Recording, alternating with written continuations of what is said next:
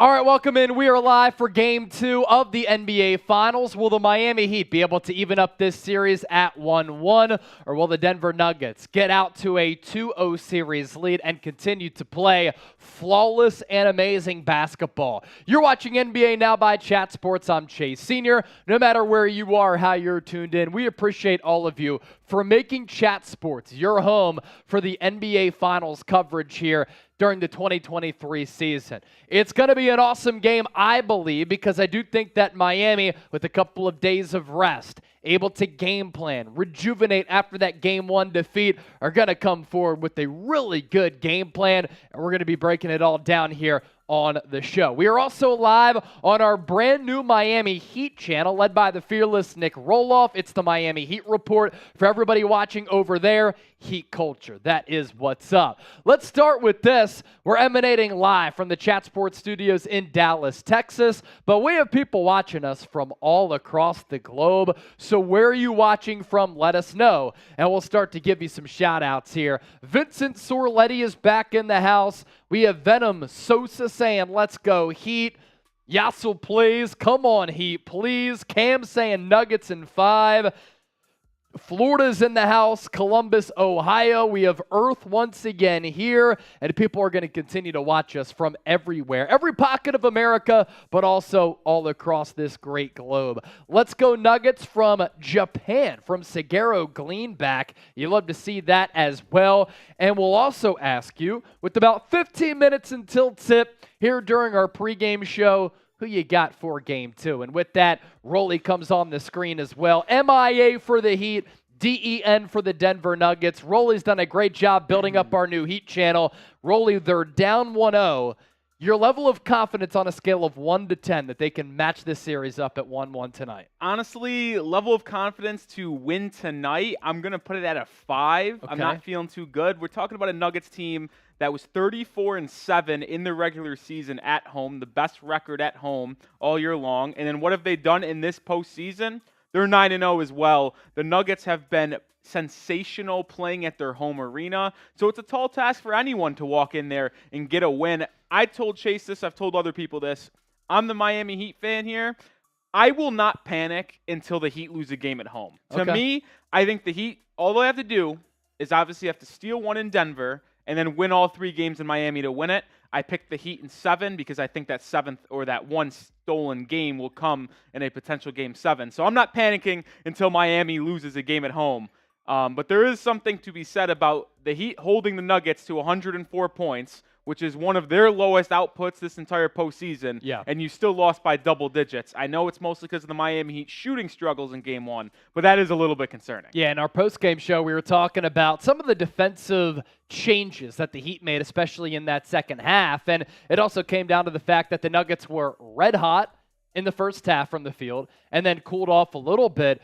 But that Nuggets offense was not the same unit after halftime that it was in that first half. A couple of notes that we want to pass along. Rolly was talking about home and away. Nuggets have not lost a home game this entire playoff run, and we have a change in the starting lineup for the Miami Heat as Caleb Martin is out because of an illness of the starting lineup, and Kevin Love is in that starting 5. So that could alter things a little bit. Now, of course, the betting odds for this game not reflecting that because that news just came out right prior to tip. The Nuggets at home in Game 1 were 9-point favorites. They are 8-point favorites tonight, and the over-under 216.5. That's right around where we were with the Nuggets really struggling in the second half offensively of Game 1, and Miami sometimes never really being the best, most explosive offensive unit. So you mentioned Kevin Love going into the starting 5, and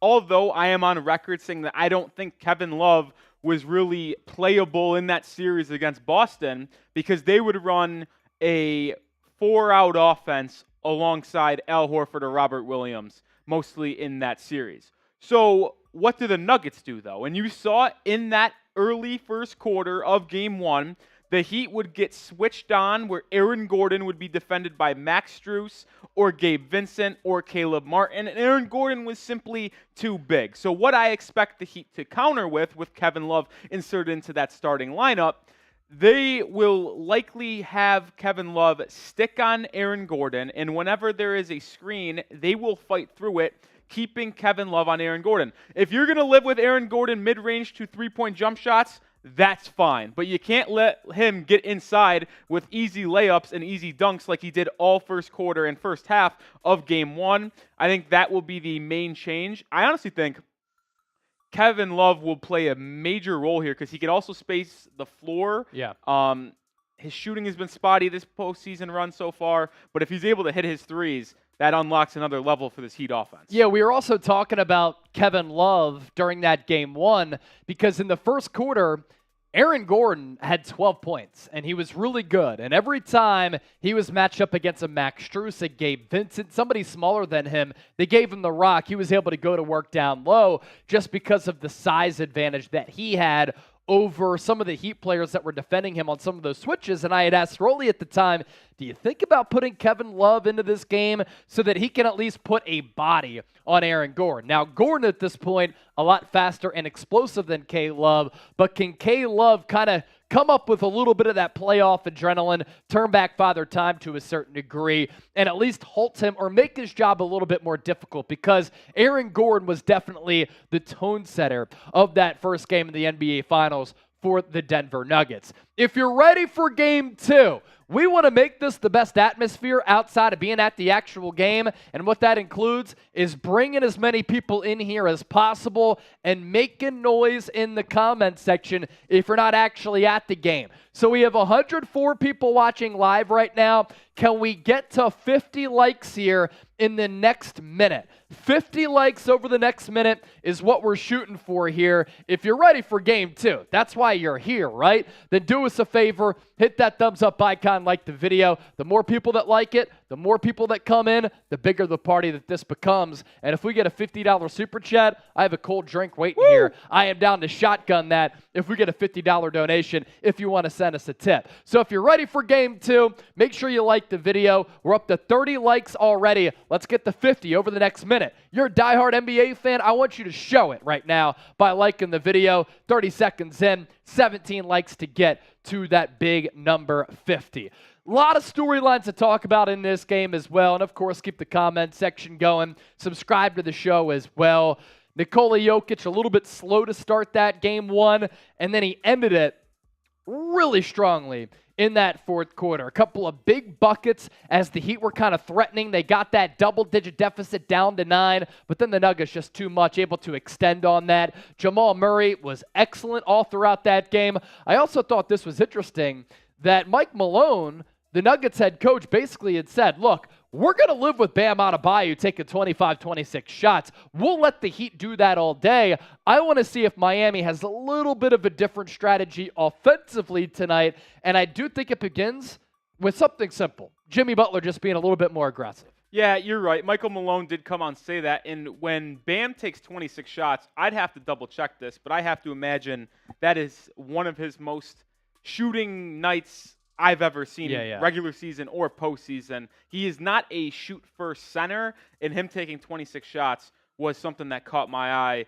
But I think Jimmy's got to take over, but I really think it just comes down to hitting your shots. Caleb Martin and Max Strus, two of the main reasons why the Miami Heat are in these NBA Finals, shot a combined 1 for 17 from the field. They were shooting, if you were to give them 17 shots against Boston, they were hitting 11 of them. Yeah. And that's not even boosting it, too. Caleb Martin was shooting that efficiently alongside Max Strus. So that was the main difference in this game. But if you look on the other side to the Denver Nuggets, they won a game where Jamal Murray and Michael Porter Jr. shot a combined 4 for 18 from 3. Those are horrific numbers that I don't expect them to do again this series. So the fact that Nuggets were able to win a game by double digits when their second and third best players shoot probably the worst they will all series from 3, the Nuggets got to feel a little confident on that regards. But we are about 2, 4, 5 minutes away from tips, somewhere in that range. And if you're ready for Game 2, let's get the comment section flooded. Type me. We got 15 people watching on the Heat Report. If you're ready for Game 2, type me. 140 watching on Chat Sports. Make sure you type your me. We'll give shout-outs for everyone that's typing me. Yasel plays. Let's go. It's Ducky is in the house. Yankee fan for life. Who else? Christopher Allen, KJ, Juan Herrera, Paul Jenkins, Vincent Sorletti, Dimmy, Michael, Paul, Sanyan, Steve, Luck916, Dimmy Fant, Linda Smith, Exotic Soy Sauce is back, Harjinder, Soul Train, Demon, Butter, Paul. Who's going to be Butter tonight shooting that rock? Hey, we're still 11 likes away from 50, by the way. Now 10. To whoever just liked the video, I absolutely love you. Guari and Ruby. How about on the Heat Report? Anybody you want to give a shout out to? Yeah, we got Benjamin Castleman, the real one, always tuning in. Maya's World, Axie, Aaron Fitzgerald, all typing those me's, getting ready to get fired up for this game. Nathan says, I miss Will.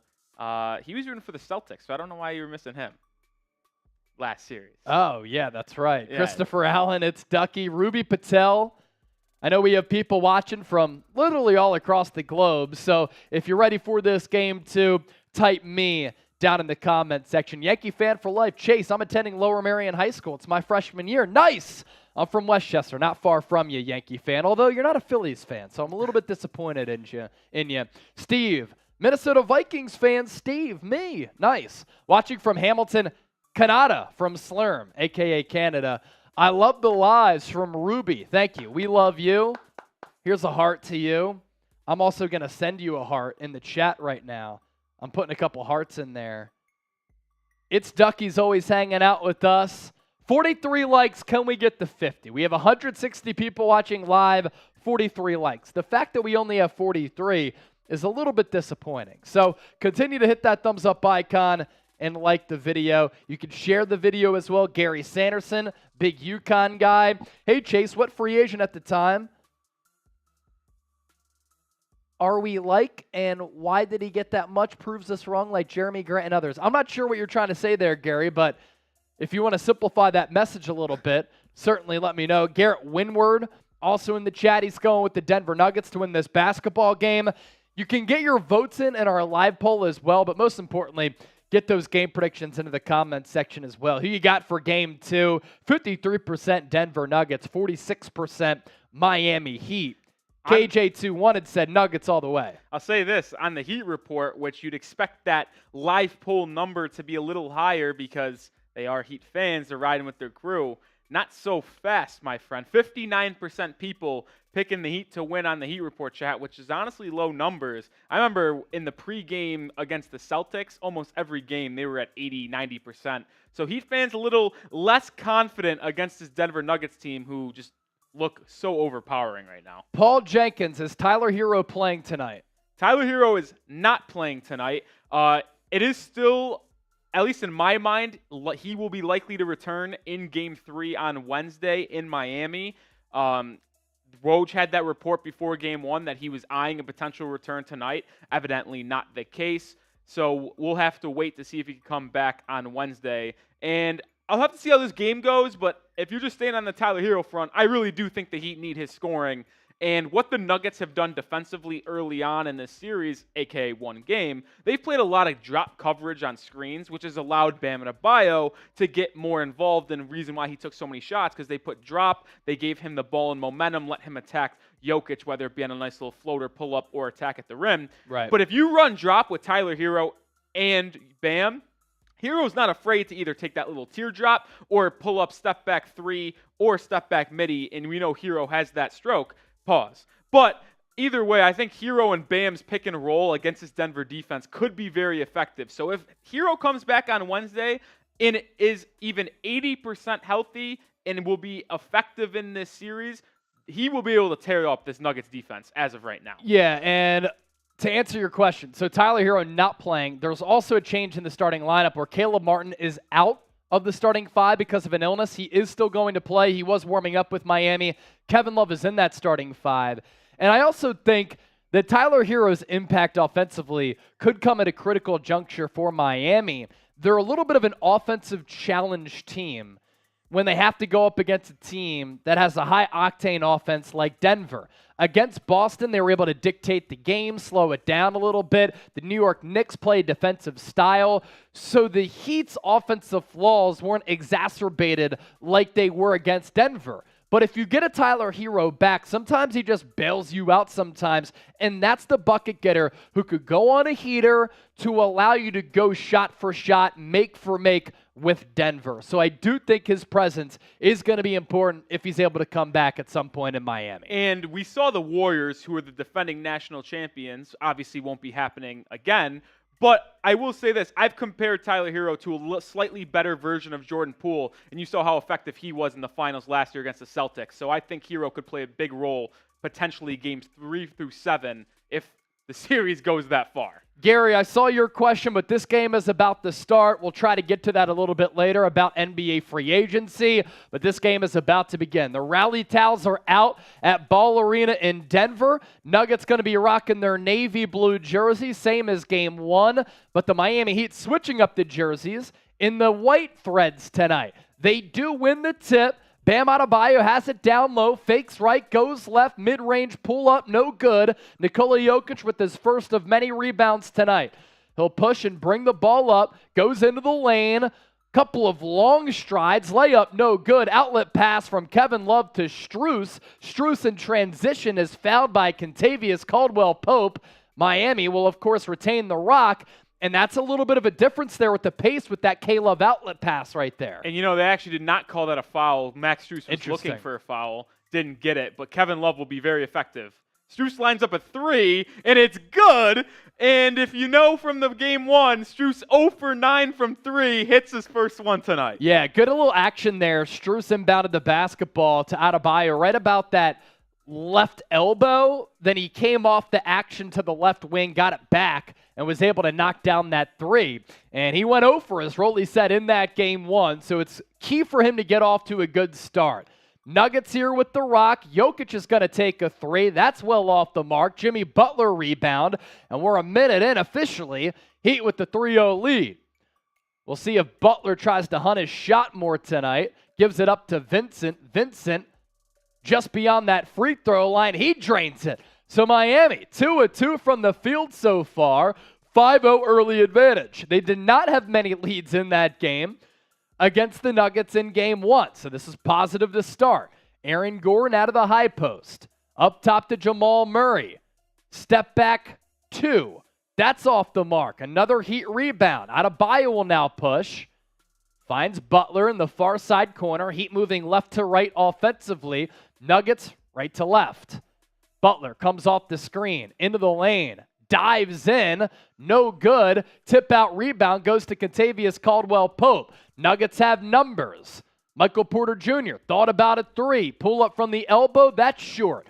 So the Heat, hot-ish to start this game. The Nuggets, cold. 0 for on their field goal attempts so far. Vincent near side. Elbow jumper, cash. Miami, 3 of 4 from the field so far. 7-0 early cushion. Chase, I really like what the Heat have done defensively. It's crazy to think Kevin Love making such a defensive impact, but it really has been. Jokic will back down Adebayo. He gets by him. Slippery move there from Jokic. He lays it up for the Nuggets' first points of the night. Vincent right on that Ball Arena logo. Couple of dribbles through the legs. He gets double teamed into the corner. Strus, wide open 3. Good! Max Strus, corner pocket 3. Michael Malone, timeout. Heat, 10-2 spurt to start game 2. How about it? And it's Strus, who is 0 of 9 in game 1. 2 of 2 from 3 here to start. Yeah, this is a fantastic start for Miami, and I just mentioned a second ago that you don't think Kevin Love would make all the world defensively, but he really has. What Kevin Love has been able to, or I guess allow Miami to do early in this game, is guard more straight up. We're not switching anything anymore. Yeah. Kevin Love, you're sticking on Aaron Gordon.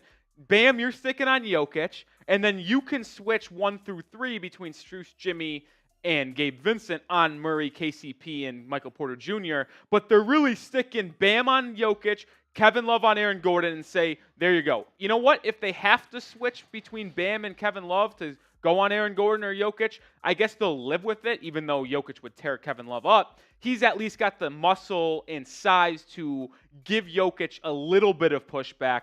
Spoelstra, I said it during Game 1 while the Heat were getting blown out, is that I trust Spoelstra to make the adjustments from Games 1 through 2, and it looks as early on here, the adjustments have been made. And it's not even that the Heat offense has started out hot. That's been good. To me, the biggest thing was the defense.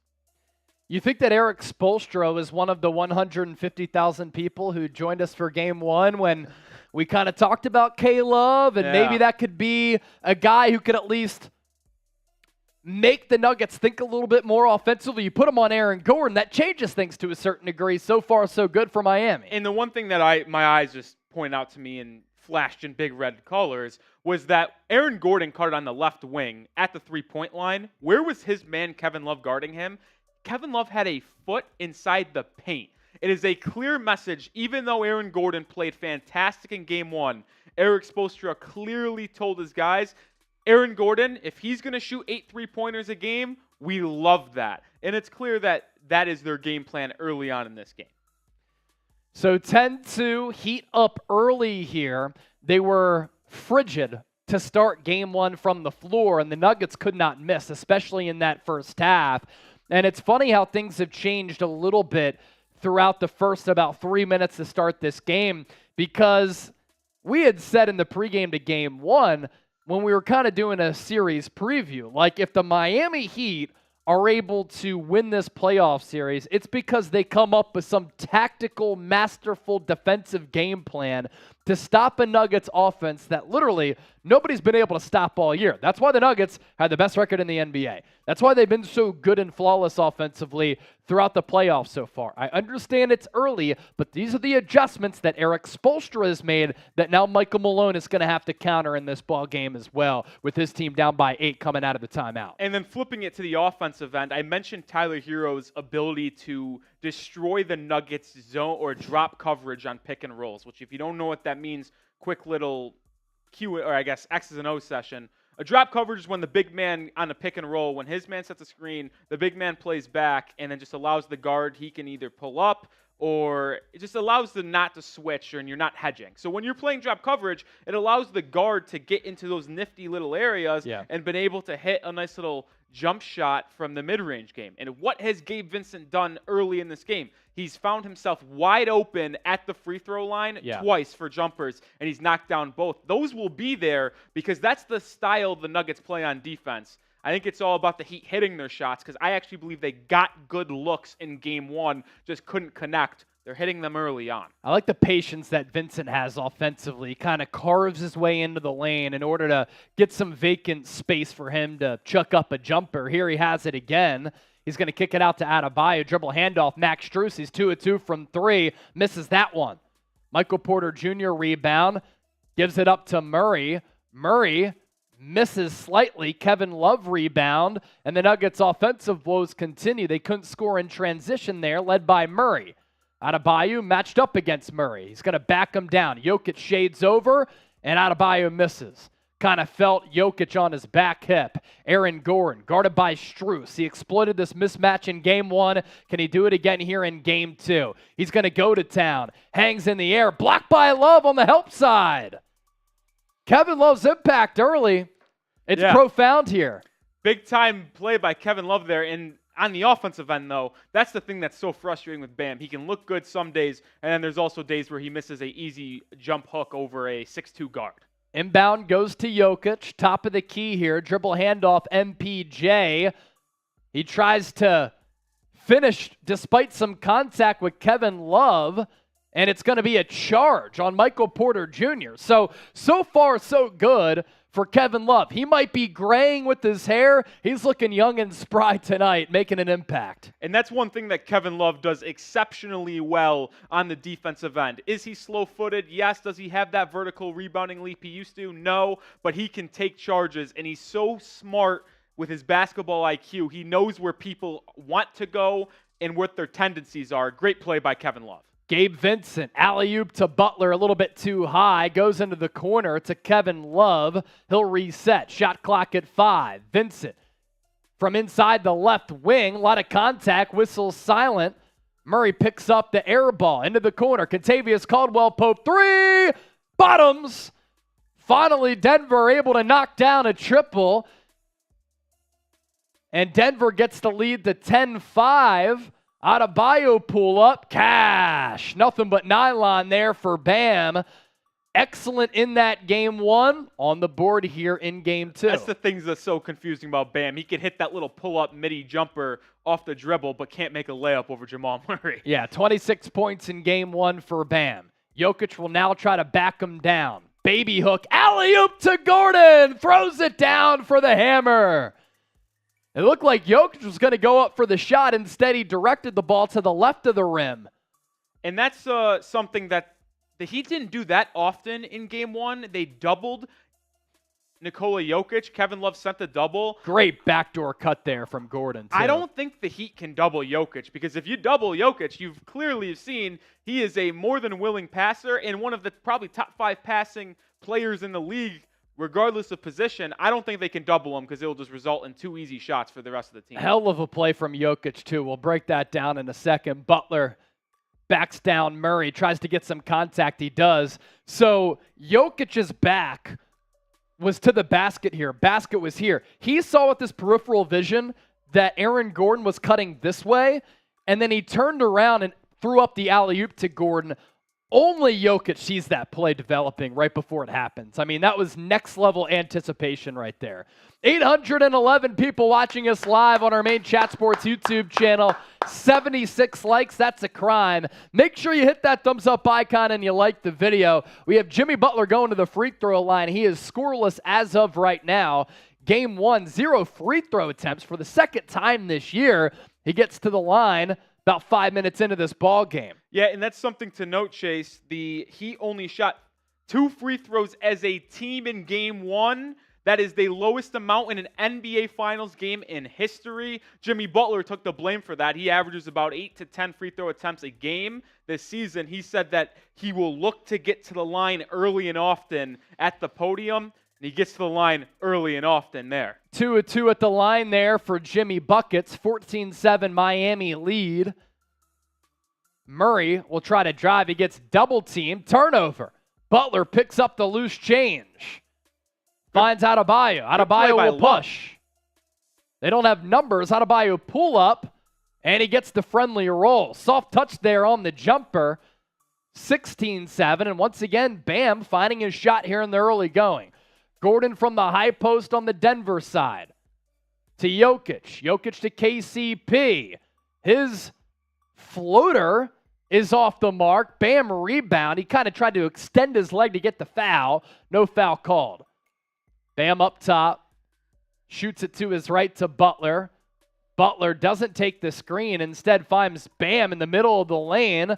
His runner off the mark. Nuggets rebound. Aaron Gordon now pushes. Nice little pace to this game early. Euro step from Gordon out to Jokic. Wide open 3. Good! Nikola Jokic buries the triple. Nuggets needed it badly. They cut that Heat lead to 6 at 16-10. Yeah, and even though Michael Malone said they'll live with Bam shooting 26 shots, which they likely will, he can get an open shot any possession he wants. Butler into the corner to Strus. Quick catch and fire. Drains it from the corner. Max Strus's third 3 of the game. 19-10. That is a wonderful sign for this Miami team. Jokic on the other end. Turnaround hook. No good. And it's going to be a double dribble, which was called before that. And we said in the postgame, look, Heat fans were down. Rolly was positive. And a reason why he was positive, I was positive. I said, look, their defense made adjustments in that second half. If they make a couple of those threes after Martin and Strus were cold, they could steal a couple of games in this series. They could flip the momentum. So far, that's happening and transpiring. I know a lot of people make fun of Heat culture but Heat culture is being shown right now. Strus, abysmal game 1. What does he do in game 2? He has all the confidence in the world. It makes 3 out of 4 threes. Short memory. Everybody wanted it up and down on Butler, but he was stripped. Gets it back, drives, floater, teardrop in. Jimmy Butler puts the Heat up 21-10. 11-point cushion here for the Heat. Jokic into the lane. No foul call. He wanted it. Michael Porter Jr. saves it. And then Gordon looked to be stripped, but they're going to get Bam on the reach-in. So all the adjustments that you wanted to see the Miami Heat make in order to make this a competitive series, they have. Number 1, Jimmy Butler driving inside and playing with some aggressiveness. He's already got to the line, now hits that floater. And you wanted to see them play better defense early. What they have done, allowing this high-octane Nuggets offense, only 10 points in 7 minutes of game action. Just an incredible start for Erik Spoelstra on the Miami Heat. Substitution for Miami. Kyle Lowry will come in. Gabe Vincent goes out. 4:40 left here and ticking in this opening quarter. Jokic thought about a 3. He'll now drive. Layup. Got it. And I'll say this, Chase. Michael Malone says they'll live with Bam Adebayo taking 26 shots. I think Erik Spoelstra can say the same thing about Nikola Jokic as Kyle Lowry takes a timeout, and we'll head to a break with 4 minutes and 20 seconds to go. But I want to finish up this thought here because Jokic does most of his damage inside the paint with 2-pointers. So if the Nuggets are going to live with Bam doing the same thing on the other end, I think Erik Spoelstra is more than comfortable in saying, Jokic, you want to score 40 points by making 22-point shots? Go ahead. We'll make sure Michael Porter Jr., Jamal Murray, and KCP don't hit 6 threes. I think that's kind of the game plan that Erik Spoelstra is implementing early in this game. Yeah, the thing that concerns me about what Michael Malone said, if Bam's going and then everybody else is hitting some of those outside shots, he kind of gets to that mid-range area, and he'll take like a jump stop to take a jumper, take a floater, take a baby hook. But if he doesn't take that, he's really good at finding guys on the perimeter as well for a big. And if the Heat are knocking down those shots, that becomes a little bit of a problem. 1,200 people watching live on our main Chat Sports YouTube channel, 136 likes. This is what I want to do right now. Commercial break, you're not missing anything. 1 minute on the clock. If we get to 300 likes in the next minute, I finally get to crack my drink here on this Sunday fun day. We should be able to get there in 1 minute with 1,200 people watching live. I agree. 300 likes in 1 minute. I get to crack my drink, and I'll give you a chug if that's the case. 1 minute on the clock. Let's do it. 300 likes. We're up to 154. Hit that thumbs up icon. Like the video right now. We're up to 160. Up to 160 now. So continue to like the video here. And if you're having fun, like the video as well. Also noticing that we have people watching from everywhere right now, which is awesome to see. John Borelli said like that video. Zephyr liked the video. We're up to 186 likes. We're at 40 seconds. We're up to 200 likes. 15 seconds to go. Can we get to 300 likes here in the next 10 seconds or so? Everybody watching should like the video. And if that's the case, I get to crack my drink. 1,200 people watching live. 1,300 people watching live. You see what happens when you like the video? More people come in. We're up to 220 likes, 300, and I'm cracking the drink here. Shouldn't take that long if you just participate and tap, tap, tap that thumbs up icon and like the video. Michael Harris, what's up, people? John Borelli getting us started with the $5 super chat. And I'll do this. We're at 236 likes, up to 240. Once we get to 300, I get to crack my drink. So continue to like it. Over the next minute, I'll reset the clock here. Over the next minute, every $5 donation that comes in, your name goes on this drink. Your name goes on the drink, and it'll be dedicated to you. So John Borelli is the first. John Borelli is the first. Also employ our every viewers. $5 super chat. I also employ our viewers on the Heat Report to hit that like button. If you want more people to come in and join Heat Nation in the culture watching today's stream, hit that like button. We got 28 likes, 65 people watching. I like that number. Can we get to 35 before the next, or the action is resumed, I should say? We have TBD saying, is anybody here watching from Haiti? Well, yeah, why don't we ask the people where they're watching from? JD. Where are you watching from? Let us know in the chat. We're up to 1,400 people watching live. We're 39 likes away from 300. So continue to pepper that thumbs up icon and like the video. Where are you watching from? Let us know, then we can see if anybody is watching from Haiti, my guy. Jimmy Butler, pull-up jumper, off the mark. Loose ball picked up by Martin to Lowry. Lowry to Butler, layup, no good again. Another loose ball. Martin to Strus. Strus's three, no good. Nuggets finally rebound. Couple of second chance opportunities and a third chance opportunity there for Miami. Gordon will drive on Strus. Wraparound pass, Michael Porter Jr. Three ball, good. Michael Porter Jr. hits the three, 21-15. It was the Heat who called a timeout there moments ago. Martin didn't start tonight because of an illness. Nice pass to Strus. Corner three, short. Tip out to Gordon. Will he push or will he slow it up? He'll slow it up. Handoff. Michael Porter Jr. Another three. This time too much juice on it. I tell you what, Michael Porter Jr. sees 1 3 go down, and he thinks he's Steph Curry after 10 made threes. My goodness, does he have a quick trigger. Lowry baseline finds a streaking Butler. Pass had too much mustard on it. Had to regroup. Good defense by Gordon. Forces him to give it up to Martin. Martin goes back to Butler. Shot clock 5 to Strus. Another three. Good! Max Strus.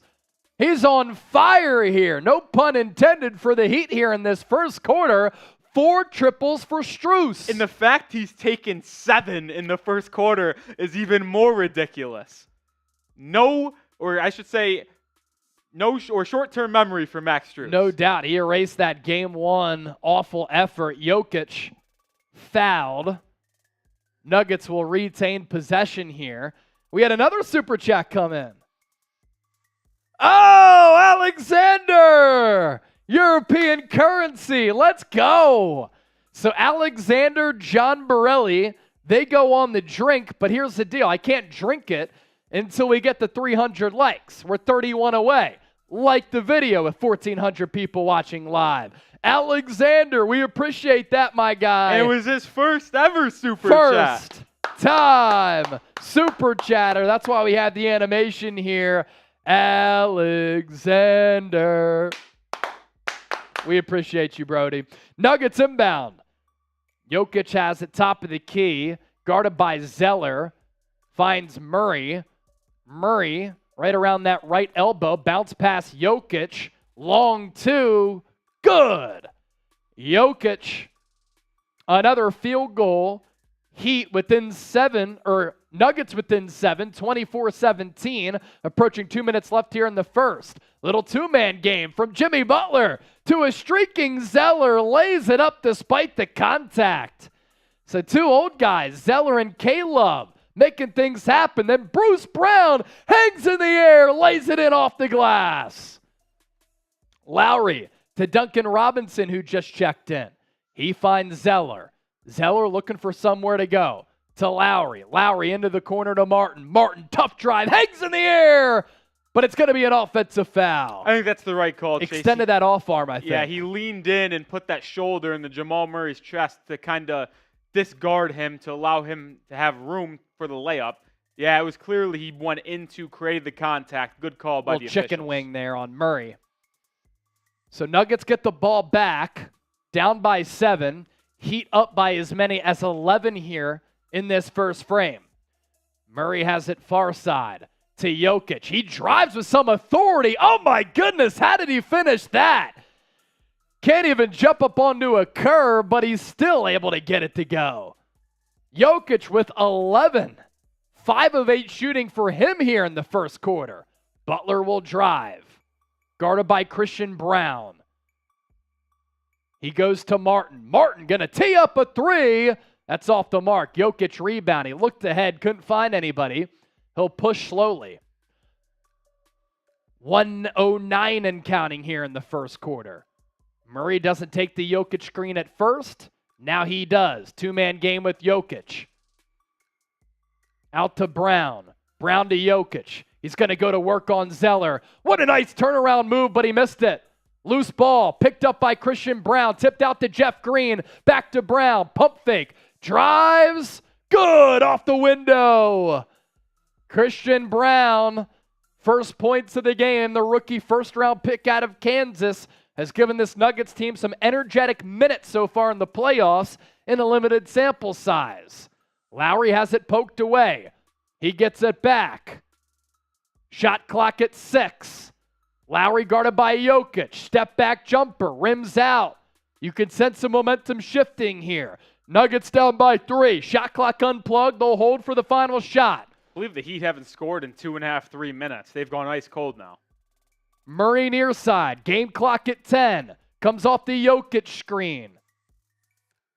And a foul is called on Kyle Lowry.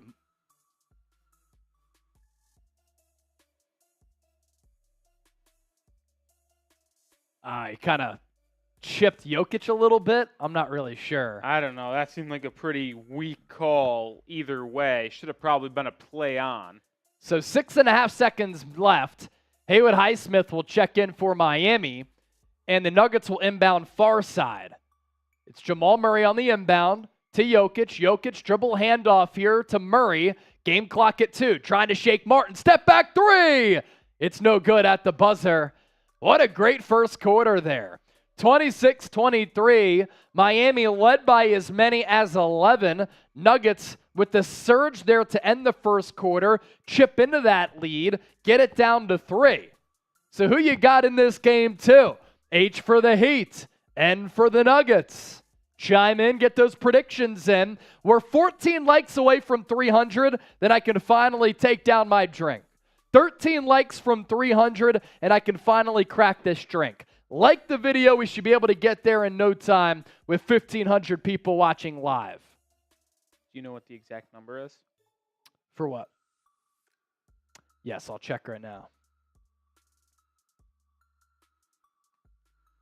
So who you got? H for the Heat, N for the Nuggets. Axie typing his H's. 064 Razor with an H. Amir. John Borelli with the H. Jorge Herrera says Nuggets. Zypher says Nuggets. Andre Dillard says Heat. It's Ducky says likes.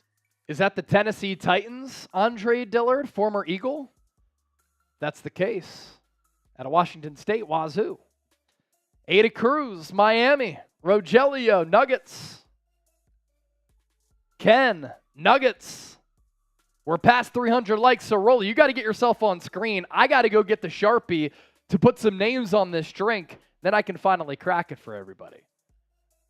All right, I'll hop on screen and I'll implore you guys to please subscribe to our Chat Sports channel. We are so close to 336,000 subscribers. Can we hit there right now? I have a decent feeling that out of the 1,500 people watching on Chat Sports right now, not all of you guys are subscribed. So please hit that subscribe button so we can get to 336,000 tonight. And I'll also ask you to please subscribe to our brand new Heat Report channel. We are 31 subscribers away from 1,200. It'd be a legendary accomplishment to hit on tonight's stream. And as always, I'll take a shot at tequila when we reach 1,200 subscribers, because you guys always know that throughout these watch parties, I take a shot tequila when we hit 100 level of subscribers. I'll throw the link in both the Heat Report chat and the main Chat Sports chat, because I know there are some Heat fans over there. So if you want to join the rocket ship that is the Heat Report,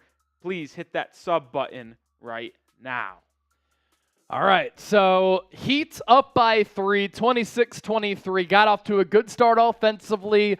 Max Strus with 4 3-pointers in that first quarter. Gabe Vincent helping to pace them early. Bam Adebayo picking up that momentum from Game 1 into Game 2. Kevin Love had a couple of meaningful plays, even though he's not on the scoreboard with a bucket so far. But then the Nuggets, after they started cold, ended that first quarter on a hot streak. But what's funny is that the Nuggets have been such a potent offense. 23 points in the first quarter. It's a win for the Heat, obviously, on the scoreboard, but holding them to just 23 as well. Yeah, holding them to 23 points is massive, and I'll say this, 104 points is what the Nuggets scored in Game 1, and I expected that to be one of their lowest outputs this entire series.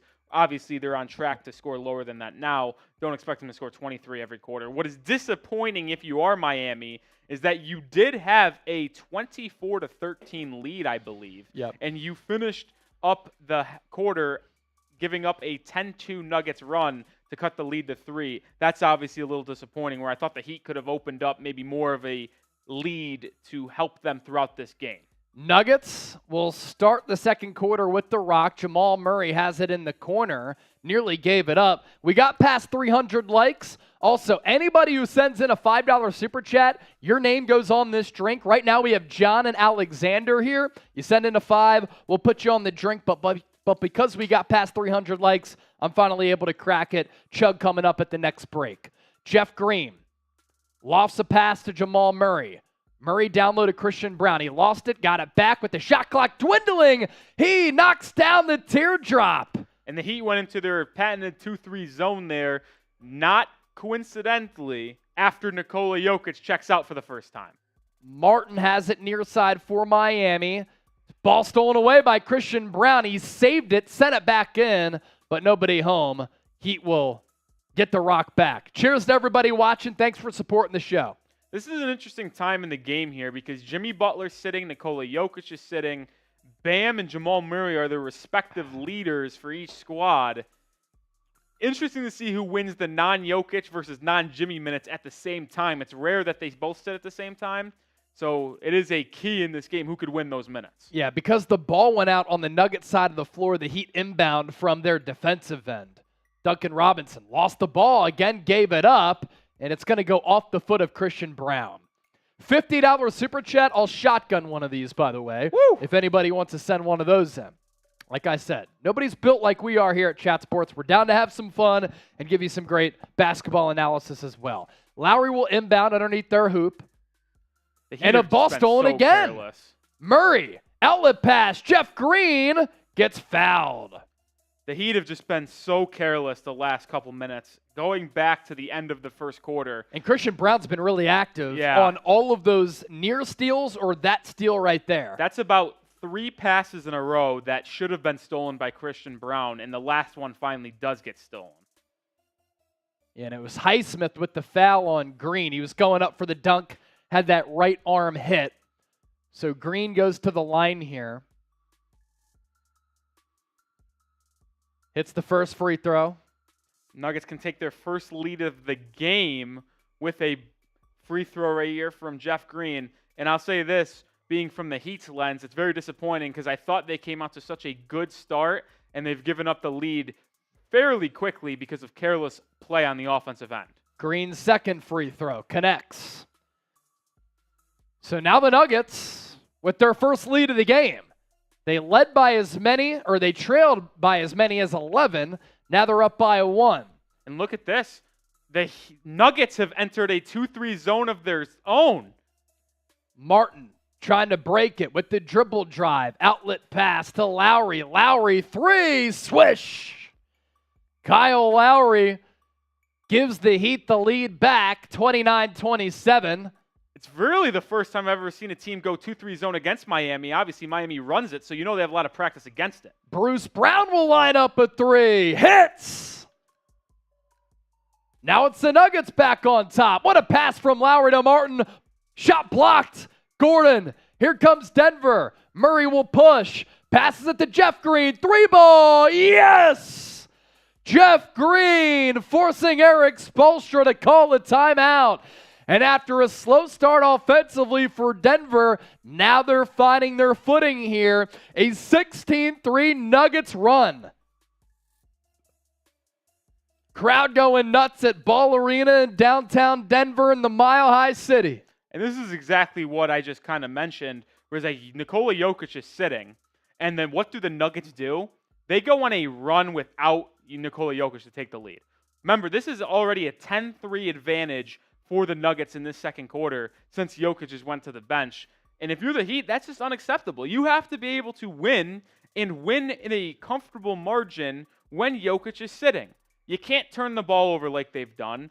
And when you get blocked, or even if you think you get fouled, which Caleb Martin thought he got fouled and was complaining to the official, you have to get back on defense, because if you don't get back on defense, you're going to give up a wide-open 3, and the Nuggets have hit back-to-back threes between Bruce Brown and Jeff Green to give themselves a 4-point lead. Crim's Dad tuning in. What's up, Crim's Dad? Thanks for tuning in. Izzy B tuning in as well. That's electric. Thank you for tuning in. Said 30, and I'll do a shot and send a video. All right. $30 super chat. Izzy's going to do a shot. Yeah. So if somebody wants to send in a $30 super chat, Izzy said that she'd take a shot. Is she watching on Heat or main? She's watching on Heat. All right. Which is even more legendary. Nearly 2,000 people watching live. Make sure you subscribe to the show. And I'm pretty sure that we were able to surpass 336,000 subscribers. We did. And we picked up 40 more in the process. So if you're looking for year-round NBA content, subscribe to the channel. NBA free agency, NBA draft coming up. And our content's going to be electric and awesome. So make sure you subscribe. Yeah, I'm really pumped for that NBA draft, which is almost, 18 days away. June 22nd is the exact date for the NBA draft. I think I said this during Game 1 of the NBA Finals on our stream, that there is just nothing that I like more than drafts in general. I don't know what it is. Just the idea of selecting That's whether always it be fun. players, And scouting as well. or even when you're talking with your friends, you just do a fun draft, like let's draft the best food. Like it's just fun to always do that selection process. No doubt. Kenny, the last gamer, I've watched y'all the past couple of games. I'm a subscribe. Appreciate that, Brody. Appreciate you. Thank you so much for supporting the show. And here's the thing. You hit that sub button, it's free. And you get some informative, entertaining content as well. NFL, NBA, college football year-round from us here at Chat Sports. It helps us grow as a company. More subscribers that we get, the more videos we're able to give you. Stephon, Jokic, ain't going like that. And I went to school with Jeff Green, Northwestern Wildcats. Very cool. Jeff Green went to Northwestern? Maybe he meant high school? I thought Jeff Green went somewhere else. Yeah, Jeff Green went to Georgetown. He did not go to Northwestern. But maybe it's a high school? Could be. I don't know. Maybe. Make sure you do continue to hit that like button. 2,100 people tuned in on Chat Sports. Only 368 likes. Can we get to 400 before we come back from that timeout? That's only 28 people. That's not too hard out of 2,100. So Heat with the rock after the Eric Spoelstra timeout. Adebayo down low to Duncan Robinson. Anytime they try to target him, it results in a turnover. Pop pass from Brown. Murray, three. Bang! The Nuggets continue to stay scorched earth from distance. They up their lead to 7. So that's an 18-point swing from when they were down by 11. Adebayo, baseline jumper, off the mark. Aaron Gordon rebound. Hand off to Brown. Couple of bodies hit the deck down low, and Gabe Vincent and Jeff Green. So I'll say this for the Heat. Outside of that last possession, is Bam missed a little mid-range jumper. They turned the ball over on 3 straight possessions, and what did the Denver Nuggets do on those other possessions? They hit threes every single time. That's a 9-0 run in 3 possessions because you can't take care of the basketball and you're allowing your opponent to get wide open threes, which we know the Nuggets as a team can knock them down with ease. Soul Train, by the way, our Chat Sports research analyst tonight, said, according to Wikipedia, Jeff Green went to Northwestern High School. So, Northwestern Wildcats. There you go. Aaron Gordon is going to take a 3. Bottoms! Even Aaron Gordon is knocking down threes right now. 10-point lead for Denver. Lowry to his right to Strus. Strus has 4 threes, but he's guarded closely here. Lowry works it around the perimeter to Vincent. Vincent down low, Adebayo, guarded by Brown. Backs him down. Overcomes the double team from Christian Brown. Heat rebound off the miss. Gabe Vincent 3. Yes! Gabe Vincent giving Miami a much-needed 3.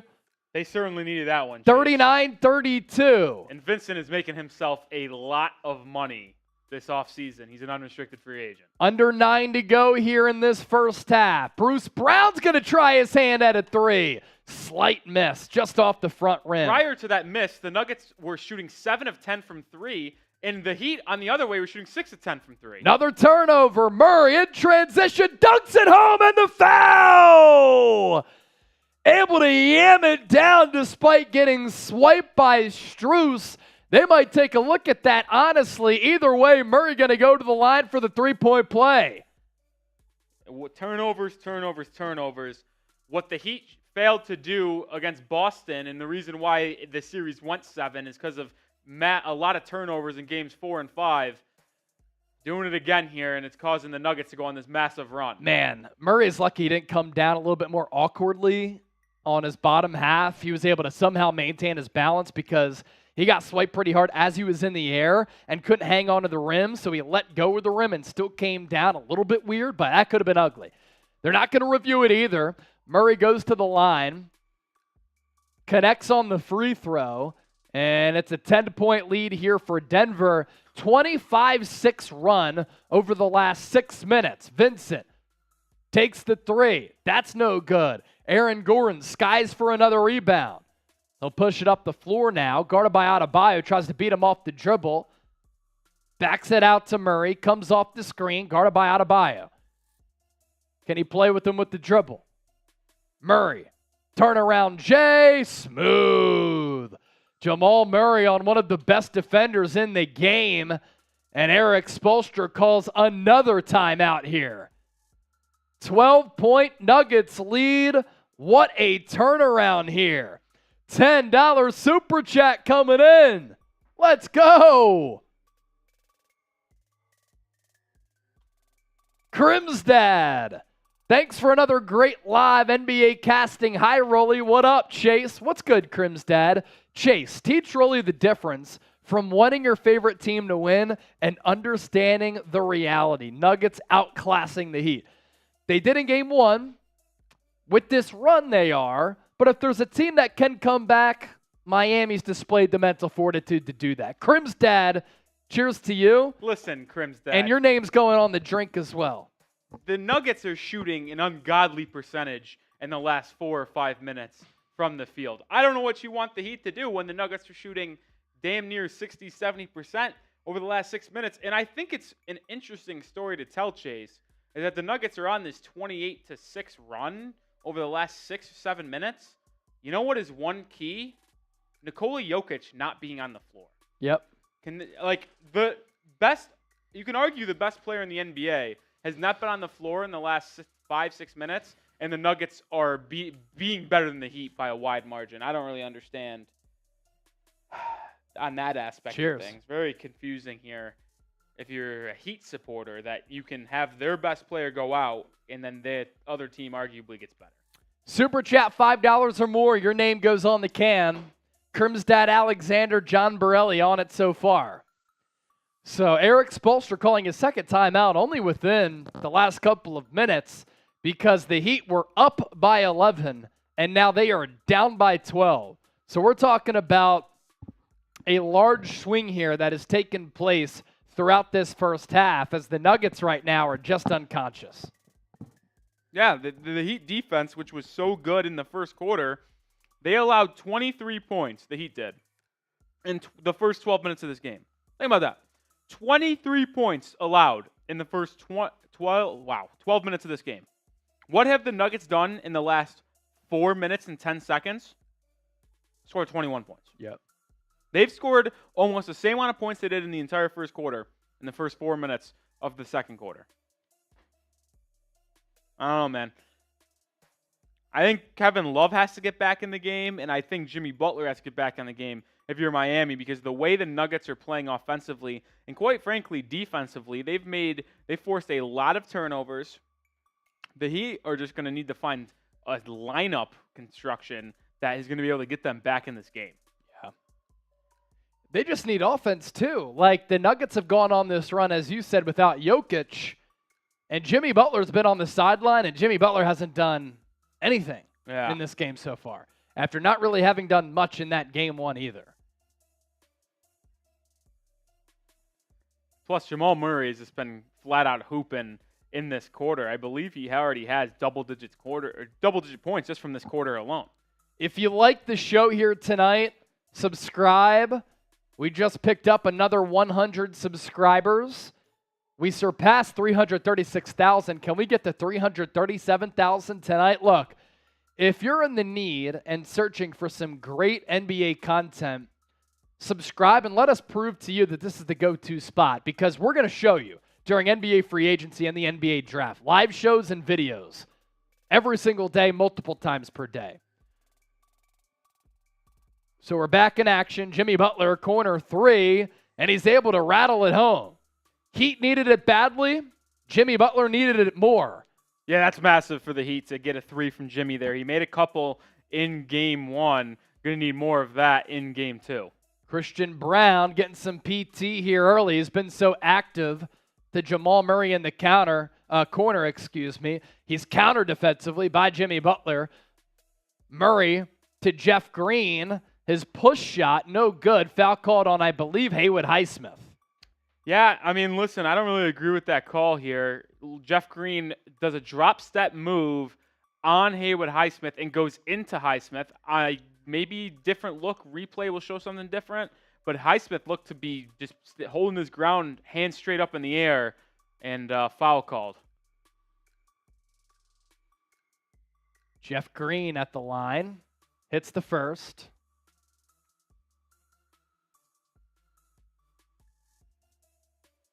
Do we have any Sixers fans watching right now? I'll explain here in a second. But if you're a Sixers fan, I want you to type me in the chat. If you're a Sixers fan, type me in the chat. I might ask you for a favor, because we're 17 subscribers away from 10,000 over on our Sixers channel that I host. So if you like me, you might like our Sixers channel. Type me in the chat if that's the case. So Jeff Green, good at the free throw line there. It's 46-35 Denver. Butler, guarded by Green, hands it off to Strus. He lost it. He'd have been sloppy with the basketball. Kevin Love's corner three, well short. Picks up his own rebound, misses it. Tip in, no good. So Love 0 of 2 or 0 of 3 on that possession. And then Christian Brown running the floor with Murray. Takes the feed, hammers it down. Great offense there from Denver, capitalizing off the Love misses. Butler to Strus. Strus corner three. That's off the mark again. Jokic fights for the rebound against Adebayo. He'll push into the lane. Out to Murray. Wide open three. No good. The Heat are struggling to take care of the basketball right now, and they are playing some of the worst transition defense I have ever seen. Which is very uncharacteristic of them. I mean, this was a really good transition run for Jamal Murray. And Christian Brown. It was a 3-on-3 break, but Murray drew two defenders in Strus and Bam Adebayo, and Brown was able to come in just from behind, get on a nice little trail dunk position. If you subscribe to our 76ers channel, I threw it in the chat, and we get to 10K, I'm going to chug some of my drink if we get to 10K here. If you're a Sixers fan, hit that sub button over there. The link is in the chat. Jimmy Butler, mid-range pull-up. Just a tad too strong. He'd have gone cold here offensively. Nuggets are hot. Bruce Brown, floater from about 15 feet. Low percentage shot, and he misses. Love on the other end. Up top to Adebayo. To Vincent. Trying to size up Jeff Green. He's going to drive off the switch on Christian Brown. Good defense, though. Strus up top, guarded by KCP. Comes off the screen, dials up a three. Got it, but it's an offensive foul. Moving screen. Bam Adebayo. And that was a clear moving screen, too, by Bam. There's just no need for it, man. Yeah, no need. All Strus needed was a little bit of space. That would have been his 5th three of the first half. Did get a super chat from Alexander. His second. Alexander again. Cheers, guys. One more drink from me. Excellent comments. I appreciate the work. Alexander, you're going back on the drink, my guy. Where are you watching from, Alexander? Let us know. Bruce Brown, he'll drive, he'll hang, he'll hit. 50-35. My goodness, this game has taken a turn. 15-point Nuggets advantage. This is how quickly they can get things together offensively. Love, pump fake, sidestep three. Needed it, got it.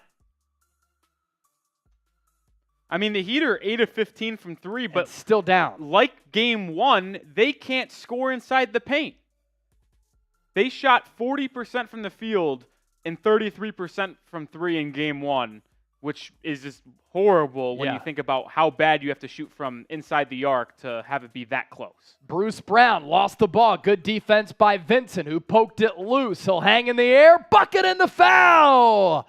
Hooping the horn there for Gabe Vincent. And with the free throw, you can get this Heat disadvantage down to single digits at 9.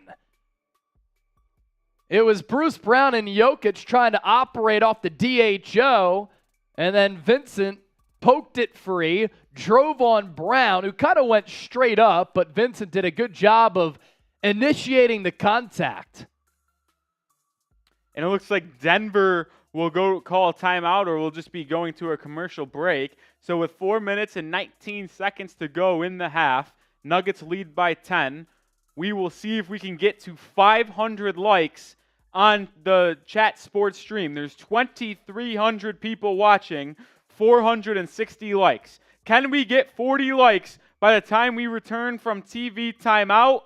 If we do, I'll do it for Chase. Chase will take a sip of his drink. There we go. Rich Root said, damn, I left for 20 minutes. We was up. Now we down by 10. Trailed by as many as 15, too. So it was like a 26-point turnaround there. Paul, have you guys on while watching the Sky Cam here in New Stylehook in the bush of Alaska? Paul. Earl Porter saying, appreciate the live stream as I'm driving home. Respect from Chicago. Salute. And make sure you got your eyes on the road, my friend. Yeah. Watching/listening. You can just have we us on endorse podcast. safe driving here at Chat Podcast Sports. style works too. Yes. Podcast style works too. And any $5 or more super chat that comes in, your name goes on the can, and we continue to. We did hit 500 likes, Chase. So nice. Here we go. I offered it up for you, Cheers. take a nice little sip. Oh, they're showing Red Rocks on the broadcast. One spot that I'd love to go for a concert. Have never been. The Nuggets are shooting 9 of 12 from the field in this quarter. 4 for 6 from 3. Sports broadcast saying, yo, yo, yo, yo. Guess what we're doing? Sports broadcasting. So Vincent completes the three-point play, gets the Heat within 9, 50-41. Can they make another push here? North of 4 minutes left. What a pass from Christian Brown to Jokic. I think that ball was deflected by Bam. Butler to Love. Love up top to Butler. Butler comes off the screen. Carves into the lane. Got hung up in the air. Still able to get it to Kevin Love. Strus now has it to Love. Love to Strus. Shot clock at 1. Throws up a desperation heave, and he's fouled. What a disaster decision by Kentavious Caldwell-Pope. Can't happen. With the shot clock like that, you let him get that shot. The Heat were playing, or that's a clear in reach no in. man's land, and KCP reaches in on a Max Strus triple, and now Max Strus is going to get 3 free throws to potentially cut this to a 6-point game after the Nuggets played probably one of their best defensive possessions of the entire game. Missed and the Max front Strus end. misses the free throw. Yeah. When you're trailing in a game and you get gifted 3 free throws, you just simply cannot miss them. Bros Retro, do you have a Celtics channel? Yes, we do. I will throw you that link in the chat right now. Strus made his second free throw. Celtics channel link is in the chat for Bros Retro Bowling. I like bowling. Bowling's a fun game. I haven't bowled in a very Dude, that'd be a long fun time. little chat sports outing. I'd be in for that. 2 of 3 for Strus at the line. 8-0 Heat run, and it's only taken them 1:14 to do that. So now, complexion of the game changes a little bit. 50-43 Denver. Jokic back out to Murray. Shot clock at 11. Guarded closely by Butler. Hands it off to Jokic. Jokic drives, blocked by Adebayo, and then he gets it back and puts it in. High effort play there from Jokic. Good defense, though, from Bam, but better offense there from Jokic. Strus going to take another three. Airballs it. Now, even though that last little sequence wasn't great for the Heat, airball three, Jokic 2-point basket, you notice the Heat go on a run, but what was another common theme? It's their starting lineup causing a run. This five-man rotation of Strus, Vincent, Kevin Love, Jimmy, and Bam has proven to be very effective in Game 2.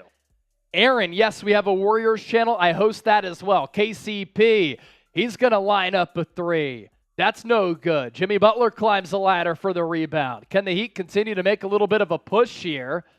Bodies go flying. Whistles not sounding. Strus bounce pass to Butler.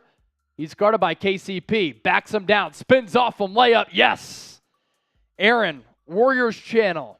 I host it. Nearly 60,000 subscribers. I added you and threw that sub link in there. 2:30 left. Jimmy Butler up to 9 points, 3 of 8 shooting, 3 rebounds, 4 assists. Jamal Murray, he'll take a three. No good.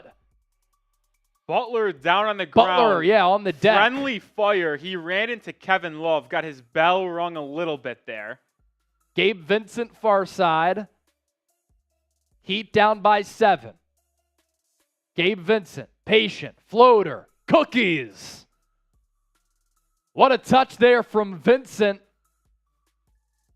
Down to a 5-point game. Under 2 to go. 12-2 Miami Heat run. I think if you're Miami, if you can keep this a 5-point game or lower at halftime, you'd feel pretty good after this bad second quarter. Murray comes off the screen. Nice pass to Gordon. Baseline jumper. Too shy. Somehow Murray gets the rebound. Ball comes loose now. KCP gets it back to Murray in the corner.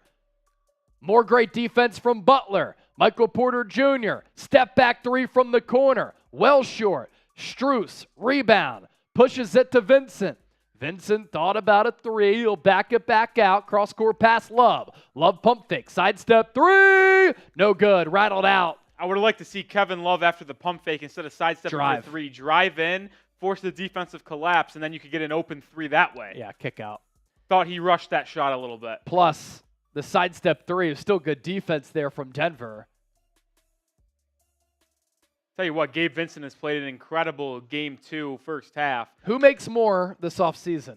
Austin Reeves, Gabe Vincent? Well, I would have guessed Gabe Vincent just based off play, but according to some reports, Austin Reeves could net close to $100 million, which is just outlandish. A little bit bigger, maybe a better defender too. Michael Porter Jr., baseline, ball sky high in the air, as high as the Mile High City. Nuggets get it back. Shot clock at 4. Murray lost it. KCP picks it up. His three-pointer, no good. But because Gabe Vincent hit the deck and KCP picked it up, he shot it, and I think he's going to get 3 shots at the line. He is. It's a terrible call. I guess by the letter of the law, it's a foul, but I think it's one of the worst foul calls you can ever see. Vincent was making a play on the ball that was on the floor. There was a loose ball. Vincent dives for it. He tried to avoid him, picks it up, and then just jumps into Vincent and gets a foul call. Yeah. I guess because of the letter of the law, Vincent didn't even place to land. But it's one of those ticky-tack calls that just doesn't sit right with me as a basketball player. Yeah. So KCP at the line now. It's kind of a bad break for Miami. They did everything well on that possession. And it was Gabe Vincent just going for the basketball, high effort play. KCP hits that first of 3. 53-47. Nuggets lead back up to 6. Cashes home the second.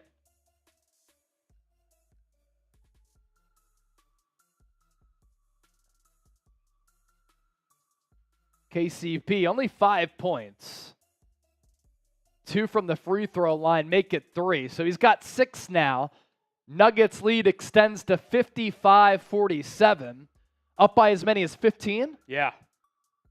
And Miami was up by as much as 11. So a wild first half here. Butler patient. He'll drive, nowhere to go. Good defense from Jokic. Butler fadeaway jumper somehow in Jokic's eye. He buries it. Even though Jimmy scored on that possession, he had Jokic one-on-one. Go up to the rim. Don't play with him, man. Don't play with the food. Murray guarded by Vincent. Game clock 27, shot clock 14. What a great pass from Jokic. Very quick to let it go to Gordon, and he's able to put it in. He deposits the deuce, 57-49. Denver up by 8. Shot clock unplugged. Game clock 15. Butler has it far side. One-on-one against Aaron Gordon. Miami spreads it out a little bit outside of the Gabe Vincent pick. Denver had a foul to give, and they'll foul there. That's why you just can't double Jokic. The Heat double Jokic off the pick and roll and allowed Aaron Gordon to go backdoor cut for an easy lay-in off a Jokic fantastic pass. That's the difference between Cody Zeller and Bam Adebayo, man. When Zeller's in the game, you have to double Jokic when he's on him. When it's Bam, you can trust him to at least play good defense. 7.5 seconds left. Butler will inbound to Adebayo. He'll hand it off to Strus. Game clock at 4. Strus back to Adebayo. Mid-range, good! 1.5 seconds left. Jokic gets it. And his heave, oh my goodness, goes off the front rim somehow. Obviously, it doesn't go, but we're going here on Chat Sports. So is this game. It's going by quickly, and it's entertaining. 57-51, Nuggets go into the locker room at recess with the 6-point lead. Keep it locked here with us for our halftime show. We'll break down some of the numbers here. Halftime. Nuggets led by as many as 15. They're up by 6 at the break. The Heat in the first quarter up by as many as 11. So this is a game that is featured a lot. And after Denver scored less than 30 points in that first quarter, they still end with 57 at halftime. They had 59 in game 1 and still really struggled offensively in that second half. So what gives here? Denver has not lost at home in the playoffs so far this season.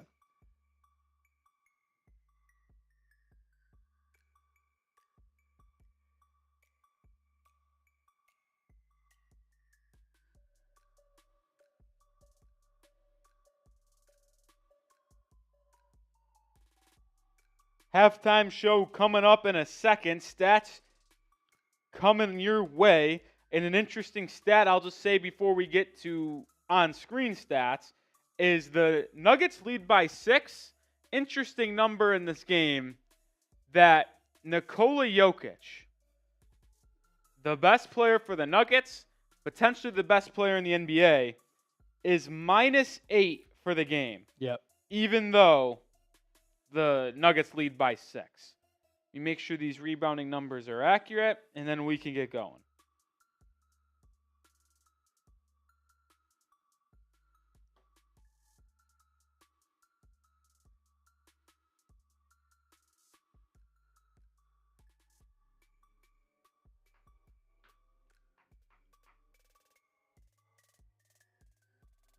Here are the stats in the first half. Nuggets lead 57-51. Rebounding and assist numbers very even through 24 minutes of action.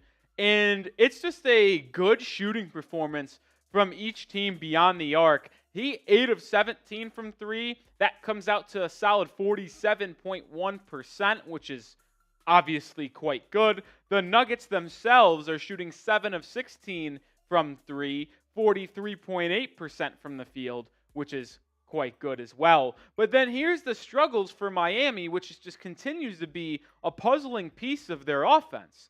They are shooting worse from 2-point land than they are from 3.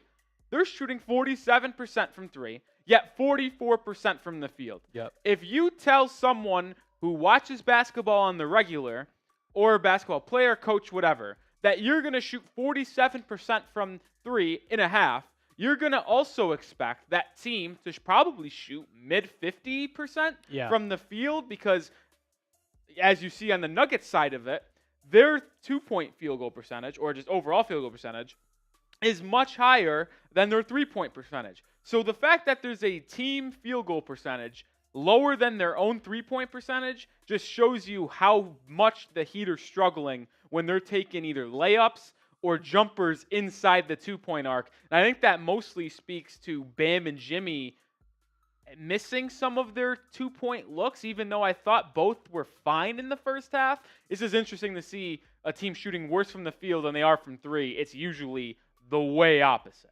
Yeah. Yeah, so look, I mean, this is a crazy game where a lot has happened so far, where the Heat get off to a good start. I think part of that was just the energy injection from Kevin Love. A couple of good outlet passes, good defense on Aaron Gordon. Miami as a whole was playing good defense on Denver, and because of that, the Nuggets slow to get started. Max Strus hit 4 threes in that first quarter. And they go 8-17, as you said, Rolly. You'll take that if you're Miami, especially given that sometimes they run into some offensive challenges.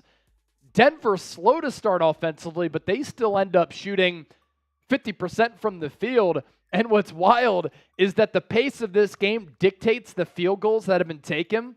43 from the field for Miami, 42 for Denver.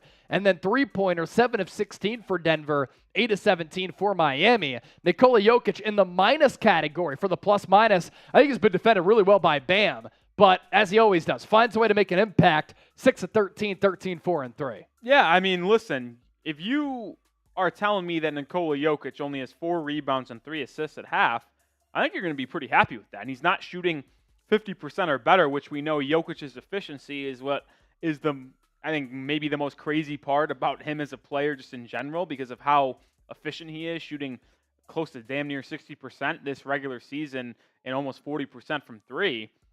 I mean, I'm looking at the stats that ESPN's showing right now. It's just appalling. I'll look at this real quick and then we'll get back to Jokic. Transition battle. So in the fast break, the Heat have 3 points.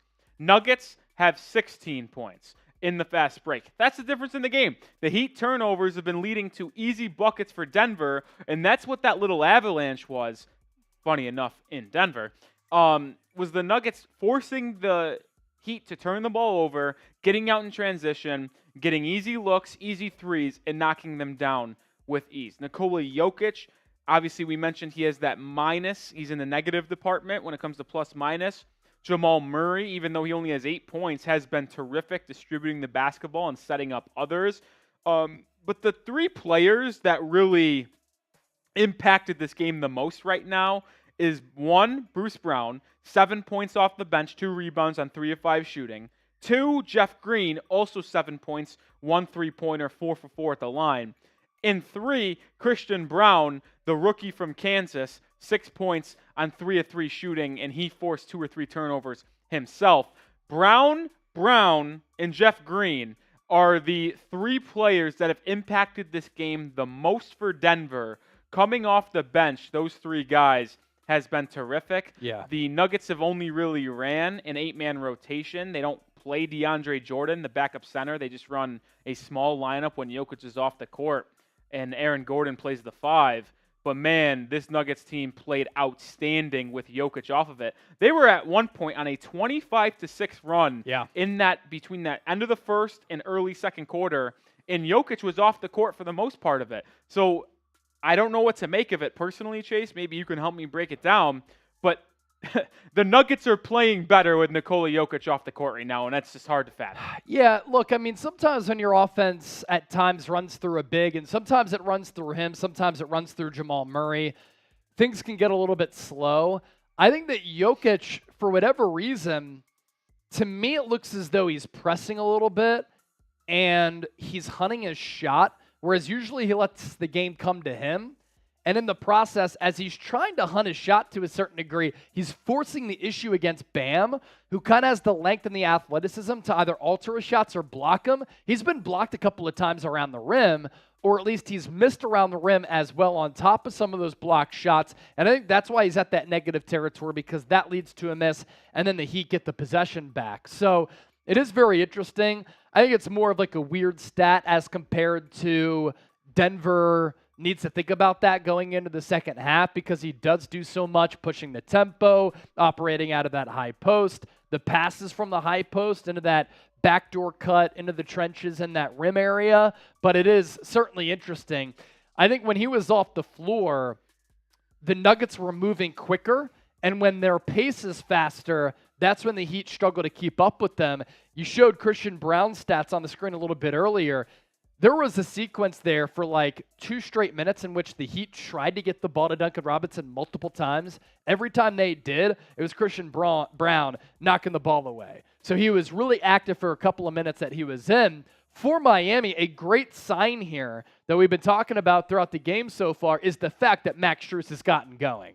0 in that game 1. And we had said, look, Heat fans, don't panic all that much. If you knock down a couple of threes, if Strus and Martin, who at points in this playoff run, especially Martin against Boston, get it going at least a little bit, it alleviates pressure, makes that offense a little bit more dangerous. They can spread the floor, more options for the defense to think about. You knocked out some threes, that game's different. And this game, a little bit different. He helped them get out to that 11-point early cushion. Yeah, what is a fascinating point for this Heat team and also concerning at the same time is you mentioned Max Strus having a major first half here. 14 points. Max Strus has been great, and so has Gabe Vincent. The starting backcourt for Miami has played a fantastic game, combining for 26 points on 9 of 16 shooting, excuse me. Yeah. So Vincent and Strus has played really well, kept Miami in this game, but that's also the issue for the Heat. You look at Jimmy Butler, 11 points, okay, you'll live with that, but you're going to need a 19, 20-point second half if you want to win this from Jimmy Butler. He's 4 for 9 from the field, and taken 1 3 and hit it. But then Bam, who I thought honestly would have had better numbers at halftime, I thought Bam played good in that first half. He obviously missed a couple layups, which are frustrating, but you just have to realize it's who he is. He'll miss the layups, unfortunately. He has 6 points. But when Gabe Vincent and Max Strus are combining for 26 and a half, and Jimmy and Bam are only combining for 17, that's concerning if you're Miami, because you need your star players to perform, and then you get help from your role players. Yeah. What the Heat have got from the first 2 games in this series, or at least game and a half, is that your role players are starring, and your star players are playing like role players, and it can't happen like that. Sure, you can argue, oh, it's great, your role players are having fantastic games, there's no way you lose, but when your star players aren't engaged and locked in scoring the basketball for you, it just is too difficult for your offense to sustain that success. Yeah. And like I just mentioned a second ago, Bam and Jimmy combining for 17 points and a half is unacceptable. They have to combine for at least 30 points a half pretty much every game. Like, if Bam and Jimmy aren't giving you 50 to 60 points a game combined, there's just no way you win this series. Yeah. I think that's just, I got to call how you see it. Point blank, they have to give you 50, 60 a game. Shout out to Bozo Does Things, John Kenneth, Nimmy, Knowledge, all in the chat right now. We've had an uptick in audience, up to 3,600 people watching live. If you haven't subscribed to our Chat Sports YouTube channel, do so, because keep in mind that the NBA draft is less than 3 weeks away. Right after that, we pivot and shift gears to NBA free agency. We'll be doing live shows, a bunch of content here, so you won't want to miss it. And when you do subscribe, hit that bell icon as well, because when we push out videos, when we do go live, you will be notified. Let's do this. We're not far off from Game 2 resuming. Who you got?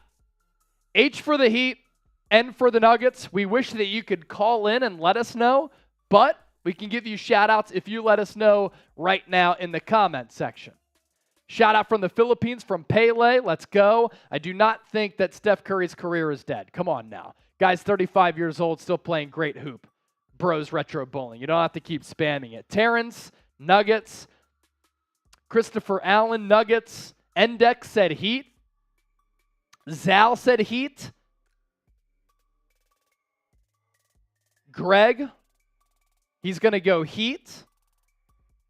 It's Ducky, said everyone, let's go. J. Jamal, Heat. Gilbert, Heat. Ali Rubin, great to see you, my guy. What's up, brother? Famished Yoshi, Nuggets. Jeremy Suarez, Heat. Shout out from the Philippines. How about Kai Soto getting a workout with the Denver Nuggets? Sure you're excited about that, all you Filipinos watching. That's right. So 6-point game at halftime, 57-51.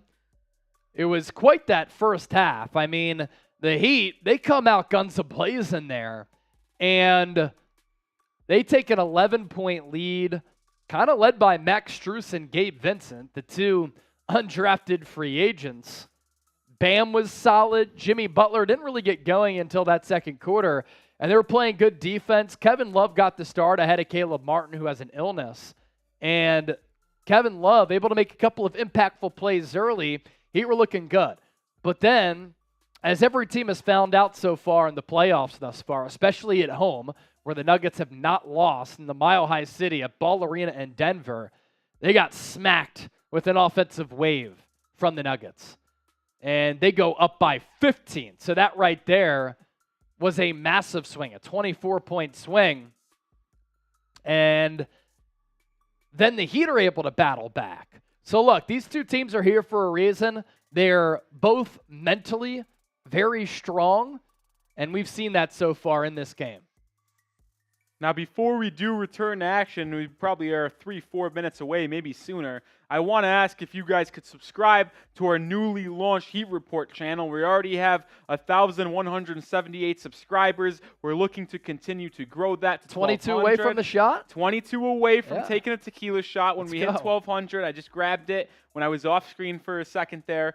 I know there's a lot of Heat fans in the Chat Sports main channel. If you do want to subscribe, we'll be live for the rest of the series, and we'll have you guys updated with the latest Miami Heat news, rumors, trade rumors, everything this entire NBA offseason. And it sneaks up on you quick because, listen, if this series were to go to 7 games, Chase, 4 days after Game 7 is the NBA draft. And then 8 days after the NBA draft is when NBA free agency opens. So everything comes pretty quickly in this offseason. So make sure you are subscribed and stay informed on the Miami Heat. Or if you just like good basketball talk, we're a good channel for you. Let's see if we get to 1,200 by this game. I'll take a shot tequila.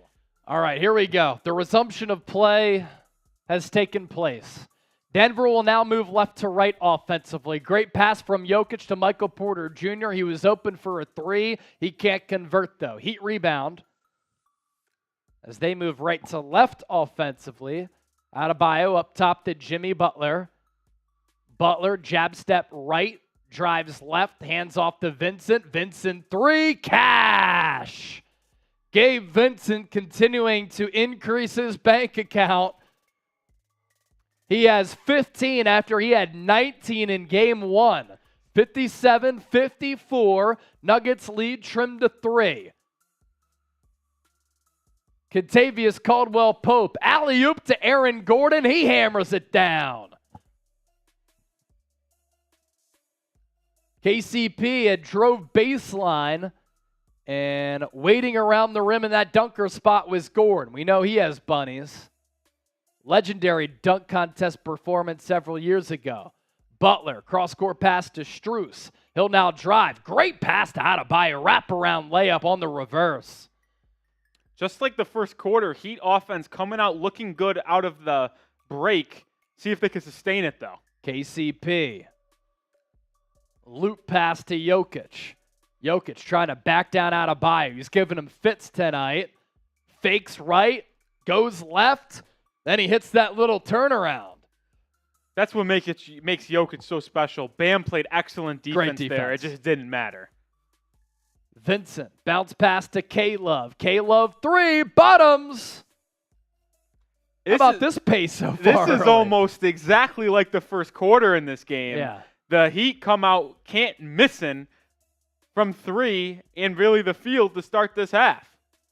Leading scorers for Miami, Vincent with 15, Strus with 14. Jokic, handoff to Murray, up top to Jokic. Jokic, 3-ball, got it! This start is frenetic. Both teams hitting a bunch of shots here. I mean, we might be on pace for all-time shooting percentages in an NBA Finals game because the Nuggets can't miss and the Heat can't miss from 3. Jokic up to 18 points on the evening.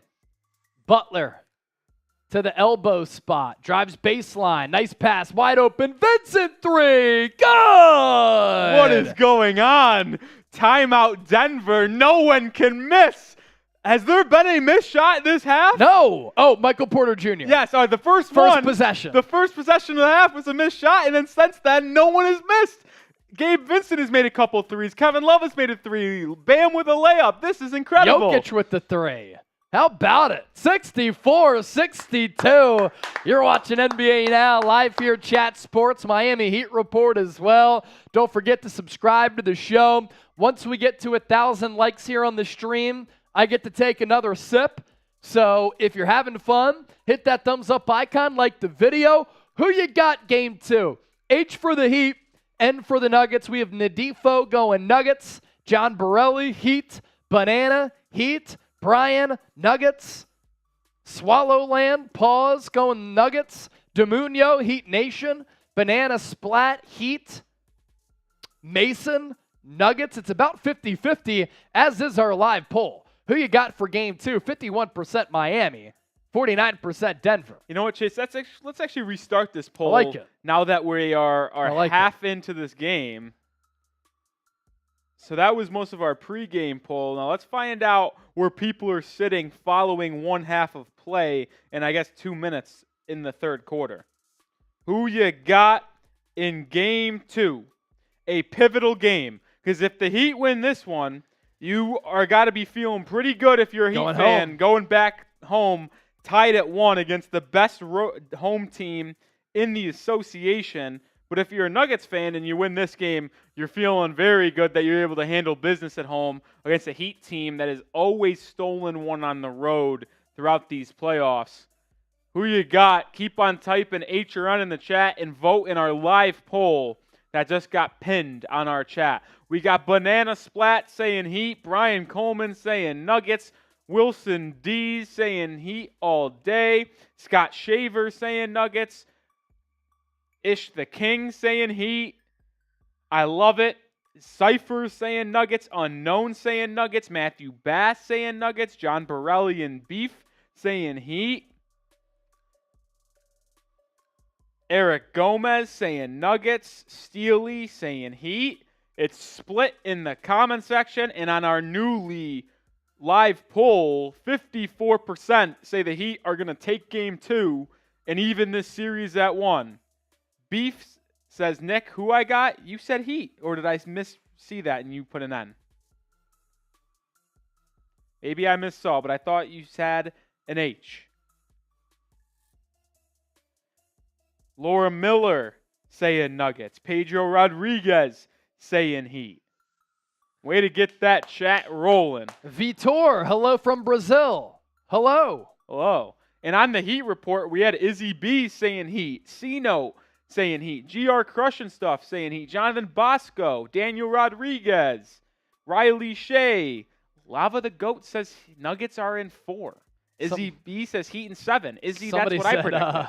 MJ's son is about to take off. I hope so, because he's been a no-show so far. Kiami 305, Heat up. I love that. I love those 2 emojis. Heat up, baby. Heat up. Yeah, how underwhelming has Jimmy Butler been the first 2 games? Very disappointing, but you know who hasn't been disappointing? Gabe Vincent. 19 points in game 1 on 50% shooting. 18 points so far in game 2 on 6 of 8 shooting. He can't miss. I actually think it's now 7 of 9 shooting. 64-62. Denver holding a 2-point lead. Jokic going to take another 3. He's taking a lot of 3s tonight. Kevin Love, basically a 3-quarter court pass to Bam Adebayo, who's fouled. And I'll tell you what, it is unbelievable how good the Kevin Love is at the outlet pass. Yeah. J-Boy checking in. What's up? J-Boy. Foul in transition. Refs are contemplating something. I don't know what it would be. I don't think they could call a take foul on this. Bam Adebayo makes me laugh. I tell you what, he looked at Kevin Love. They had eye contact. Bam shakes his head and says no. What does Kevin Love do? F it. I'm throwing it anyway. It really is the touch that he has. It's like unbelievable. This is an all-time clip. I mean, Bam looked at Kevin Love, shook his head and said no, and then Kevin Love, like I just said, did not care and threw it down there anyway. Borelli's saying clear path. It isn't interesting because Bam did catch it. He was ahead of Nikola Jokic. He kind of had to jump up for it, though, right? I am. What's Steve Javy Let's see saying? what Javy. What did I call him that one Steve time? Hobby. Steve Hobby. Oh, man. That's good stuff. A lot of people watching from the Philippines. If you're typing P, that means that you're from the Philippines. So type those P's if you're watching from the Philippines. Jake, first stream. So glad you're here with us. It's Ducky is in New York. New York. Concrete dreams. I won't go into my singing voice. Y'all don't want to hear that. Y'all don't want to hear that. Reviewing it right now. By the way, 220 likes before I can take another sip of my drink. We're at 781 right now. There are a lot of people who haven't liked the video. And I'll say why this. wouldn't you like the video? When we get to 1,000 likes, you can't take a sip of your drink until you do so. When we get to 1,000, I'll take a shot tequila for free. There we go. Also, we're 16 subscribers away on the Heat Report from me taking a shot tequila. So if you want to see a free shot tequila, hit that sub button. I'll throw it in both chats once again because I know that there are a lot of Heat fans watching on our main chat sports stream. If you want to hop over to the Heat Report chat or just subscribe for videos daily basis. Banana Splat, Philly in the house. Nice. I think they did call this a clear path foul because they're giving the Heat 2 shots, and I don't think Bam was not shooting the ball here. So I believe the Heat are going to get 2 shots and the ball to potentially tie this game. Hopefully I'm not mistaken. Baltimore City in the house, Jacksonville, Iran, Slovakia. Yeah, Bam's going to get a pair of free throws, I believe, to tie this game, and the Heat will keep the ball. Interesting. To potentially take the lead for the first time since they were up, I believe, 26-23 or 26-25. Yeah, they had that 11-point early lead. It's been a minute, as the kids would say. It's been a minute, yeah. Bam's first free throw knocks it home. Banana from Philly and Naples. Very cool. Zal saying V for Vietnam. Very cool. Texas from Shuria. That's where we're at. That's Dallas. Right. Justin Pools. What's up, my guy? Vietnam. Leo, you're not in North Korea. Get out of here. Bam makes his second free throw. We got a tie ball game here early on in this third quarter. Leo's hanging out with Kim Jong-un and Dennis Rodman in North Korea. Bam up top. Hand off to Jimmy Butler. Butler will drive. Sidestep in the lane. He blew the layup. Jimmy's been horrific. Murray now has it. Moving with some swagger. Elbow pull up. Yes. I mean, that's a 4-point swing. You knew he was shooting right when he picked up that ball. Jimmy Butler missing an easy layup. I mean, I don't really think even there was that good of a contest. Vincent. Oh, he got Porter Jr. in the air, but he can't convert. It's a savvy move by him, but was short on the 15-footer. Murray looking for a shot again. Spins off Vincent into the lane. What a pass to Gordon, but he lost it. Oh, I don't know about this No one. way. He lost it on the way up. That's not a foul. I got to see a replay here. Not to mention the official that called it was the farthest away. Oh, he got fouled. Gabe Vincent reached in. Okay, I was looking at Strus. Okay, yeah. I was looking at Strus, but Vincent was on the floor amongst the trees there. I put a pin in this one, Chase. Jimmy Butler missed layup that would have given the Heat a 66-64 lead. Let's see what happens here because Nuggets look like they could be poised to go on another run here. All sparked by a Jimmy Butler missed layup that would have given the Heat the lead. Now Aaron Gordon misses that free throw. So it remains at a 2-point game. He can make it 3 if he knocks down this one. He's a bad free throw shooter, and it shows Misses the there. back end and the front end. So you could put a pin in that one, too. Ball don't lie. Couple moments there that could impact this game. Adebayo, top of the key. Hand off to Strus. Strus back to Adebayo, and he finishes up top. What a great finish there from Bam. That's that pick and roll offense the Heat can run on Jokic the entire time. And Jokic, as good as he is, he's just too slow to guard a quick Bam Adebayo. Yeah, he is. And ball nearly stolen away. Is it a kick on Bam? Yeah. Look at this. Easy pick and roll. Jokic hedges to... Jokic is dusted. Yeah, Jokic hedges to make sure Max Strus can't get a wide open three. And because of that, Bam slips inside. Easy bounce pass. And it just makes a Heat basket. Easy offense. Dude, Bam's development from Kentucky has been something, man. Yeah, he was so raw coming out of college. Jokic 3. He's fouled by Bam. Spoelstra could foul this. Bam is irate, saying doesn't even come close to fouling him. Let's see what the Heat do. Because he already has a couple fouls. Oh, no. There is no contact. No contact at all. And the Heat aren't going to challenge it, which I don't get why. It's tough because if it's a close game late and you don't have a challenge if you lose it. But is there any contact? No. That is a joke. There is no contact. Bam gets whistled for, I think, what is his third foul. Let's see. I'll check on that. Gives the Nuggets a potential 3-point lead if he's able to connect on foul the for third Bam. and final free throw. Yeah. I mean, that is just an abysmal call that could have major ripple effects on this game when it comes to Bam's foul trouble, and not to mention it gives the Nuggets a 3-point lead, which they did not deserve because it was an air ball and it would have been Miami basketball. Yeah. Nuggets, disappointing, man. 69-66, holding the advantage. Bam and Vincent, little two-man game, but foul away from the play on Strus. It's a foul on Denver. Foul on Denver. Strus is on the deck. He got hit in the face, at least appears.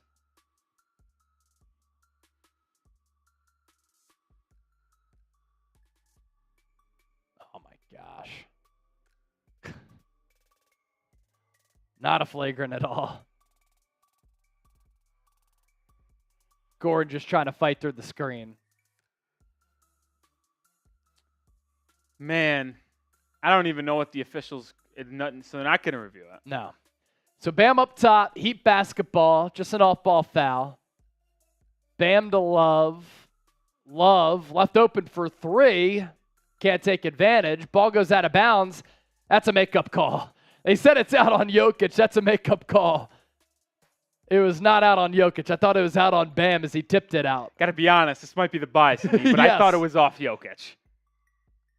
I can't tell if Bam got last hit, but I just saw Jokic's hand come through the ball pretty hard. Heat ball. Strus trying to draw another foul. Lost the ball to K-Love. Shot clock at 5.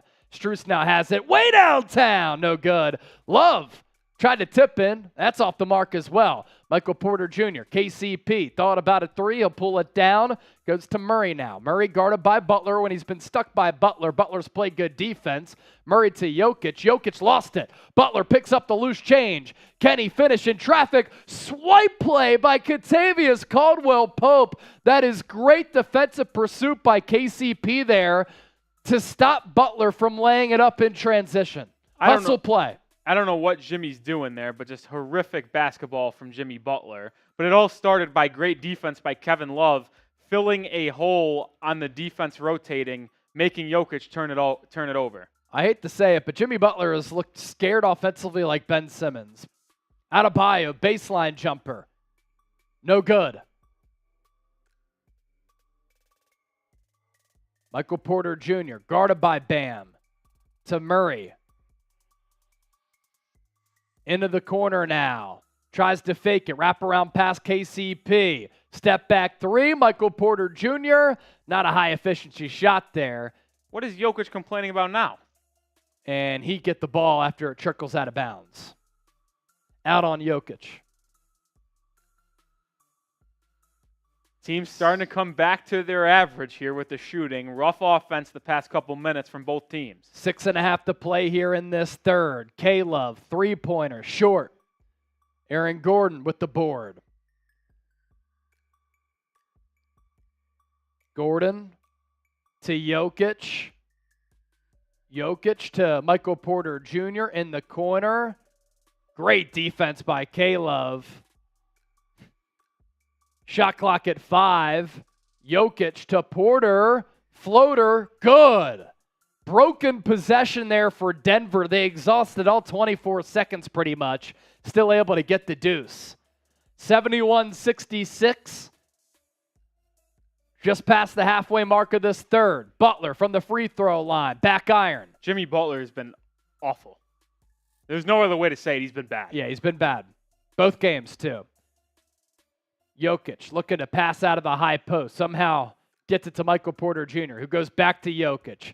He'll back down Adebayo. Good defense on the help side from Max Strus, and Jokic is jumping up and down, wondering, how is it out on me? But it is. You could tell he's getting frustrated by the Miami defense. Yeah, Miami defense, Bam Adebayo and Kevin Love giving Jokic some fits. He's starting to get frustrated. Ball was fought for, and isn't really clear who it's off, but it will be Miami basketball, I believe, coming out of this timeout.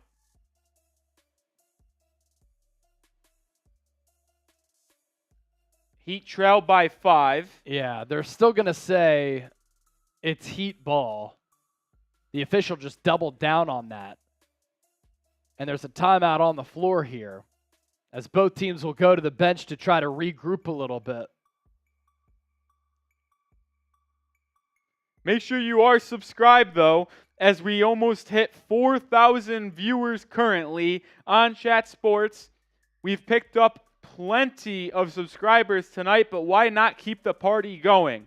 Subscribe if you love the NBA. We're on the road to 337,000 subscribers. The NBA draft is just 18 days away, and if you want the best NBA draft coverage in the game, Bleacher Report, nah. ESPN, nah. Chat Sports, bingo. That's who you want to be with during the NBA draft in a short 18 days away. So make sure you are subscribed to the channel. Here we go, too. We are 111 people from 1,000 subscribers. Can we get there in the next minute? We have 3,800 people watching live, nearly 100,000 people joining us throughout the night. Where are we, Chase? For likes, we're at 893. For subs, we are, let's see, 336,356. Can we get to 337,000 subs tonight? Izzy B saying, I feel like Nick may want to punch a wall. The way Jimmy Butler is playing basketball right now makes me want to punch some things. You are correct, Izzy B. Juan B, are you saying Caleb Love? No, I'm saying K-Love. Kevin Love. Caleb Love. Arizona guard nowadays. Josh Griffiths. Bro, shut up about subscribers. Jesus Christ. Talk ball, I'm begging you. Well, Josh, here's the thing. There's a commercial break, so we can't talk ball right now during the commercial break. So what we're going to do when there is a break in action, we are going to push subscribers, because that allows us to continue to give content for free to everybody. And if you don't like it, you don't have to watch. How about that, Josh? Did you wake up on the wrong side of the bed, my guy? It's okay. We can take 10 seconds to tell people to subscribe to the show. It's okay, my guy. Justin Ralph, good to see you again. Jack Lopez, you too in the chat. That's a funny comment, Liberal.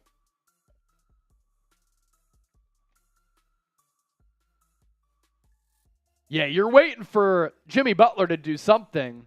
And look, even against Boston, outside of the first couple of games, when it felt as though he was trying to make a statement in Boston, that's when he plays his best. Yeah. When he's trying to make a statement. You know, he had a couple of good moments. At the end of Game 6, he was bad throughout 3.5 quarters. Started to attack downhill, hit those 3 free throws after getting fouled to give the Heat the lead there with a couple of seconds to go. But, man, since really that ankle injury against the Knicks, something's been up. I'm not sure. He doesn't seem like the same player. And I really don't know if it's health dependent or mindset dependent, because he's still been pretty lackadaisical on the offensive end, is Jokic with a beautiful spin. Oh, they're showing highlights. I got got. That's good stuff. I was going to say, that play looked pretty familiar. Oh, man. Heat now have the ball anyway, down 5 with 5 minutes to go. I can't believe I got like that by ABC. Brutal. Butler going to back down KCP. Nowhere to go. Out to Love. Love back to Butler. Elbow extended. Shot clock at 6. Rises up. No good. Love's tip in. No good. But Butler was fouled. Will go to the line. And even though Jimmy has struggled, he can still take control of this game by getting to the free throw line and going inside. Yeah. Jimmy is at his best when he's driving downhill and getting to the line, drawing fouls, and then when he draws 2 people, that's when you kick it out. I've seen too often Jimmy Butler drive in, gets to the free throw line, and kicks out to a 3-point shooter. Well, Jimmy, you drove with no purpose. You were driving, and everybody in the arena knew you were going to pass it when you got to your spot. Yeah. You need to be a threat to score to open up your teammates, and right now Jimmy is just not a threat to score. Butler did make the first and makes the second free throw, cut the lead back down to 3, but I think Jimmy needs to drive to the basket with a purpose to score, and then when you get that going, that's when you can start kicking it out to your open teammates. Zal said, who wins the chip next year as Butler goes 2 of 2? We'll get to that in a second.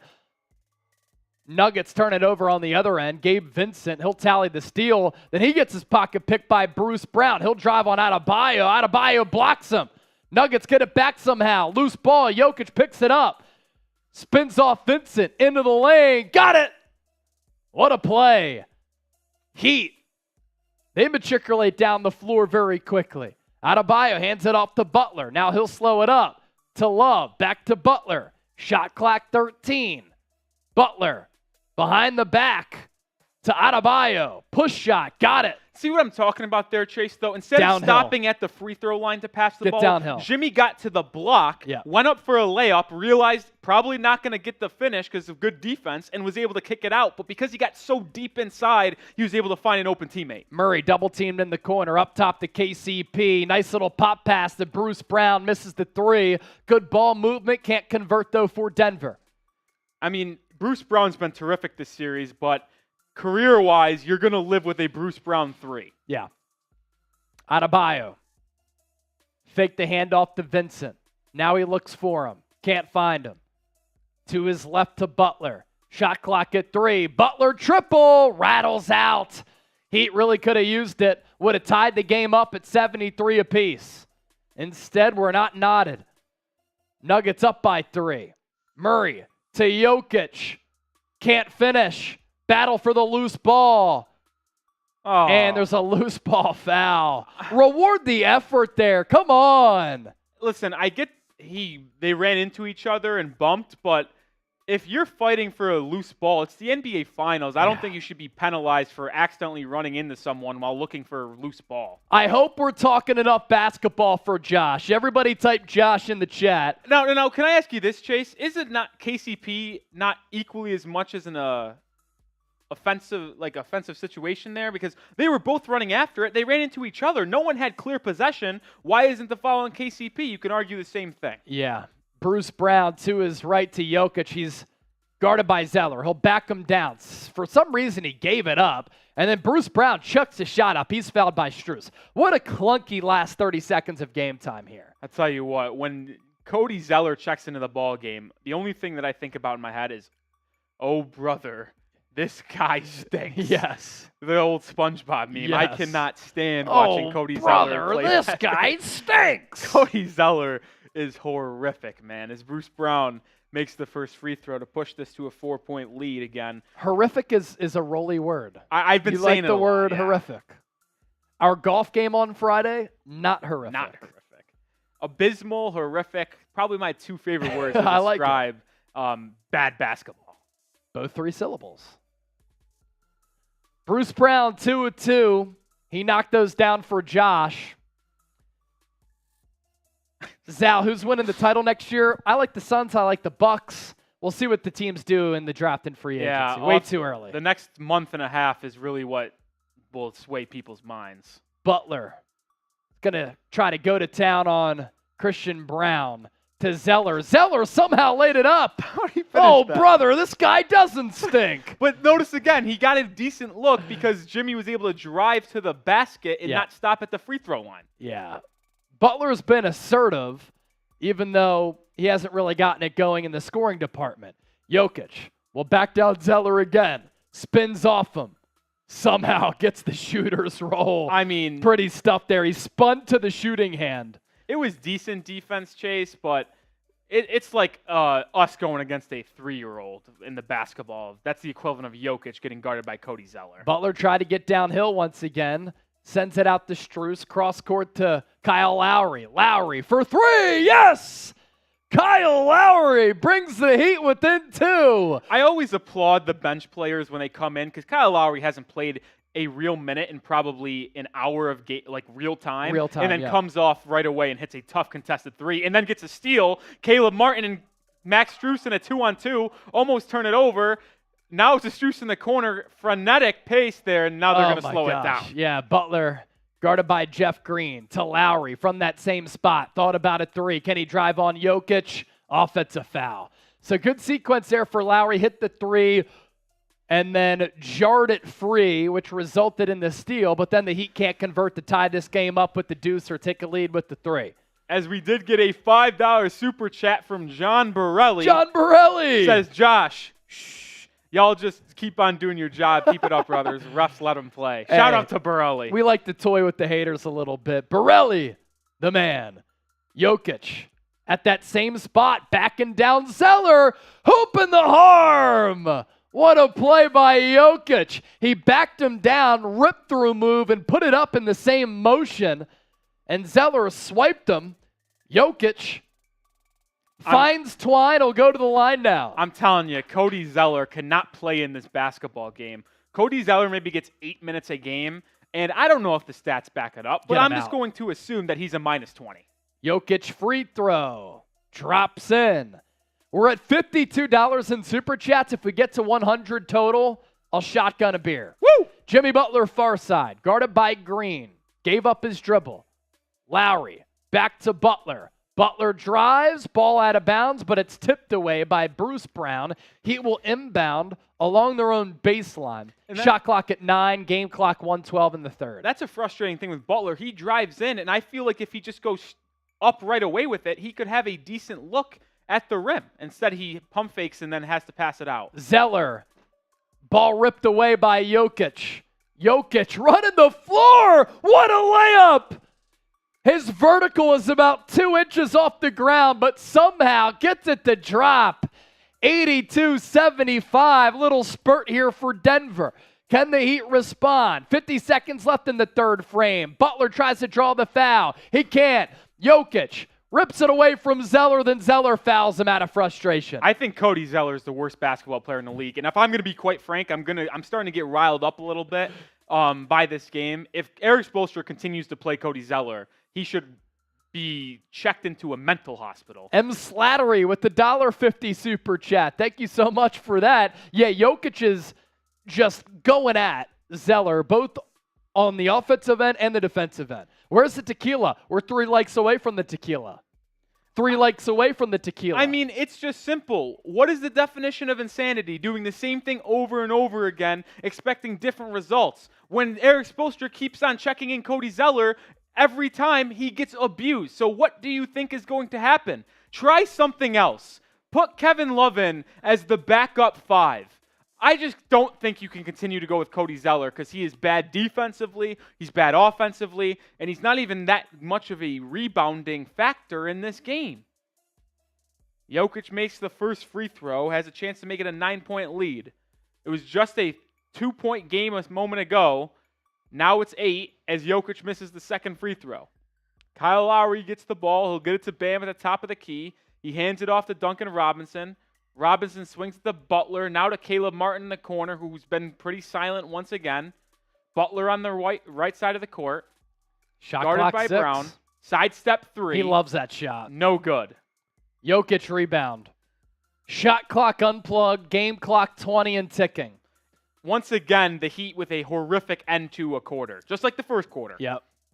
Jokic Back out to KCP. KCP to Jokic. Game clock at 9. Jokic wants the screen.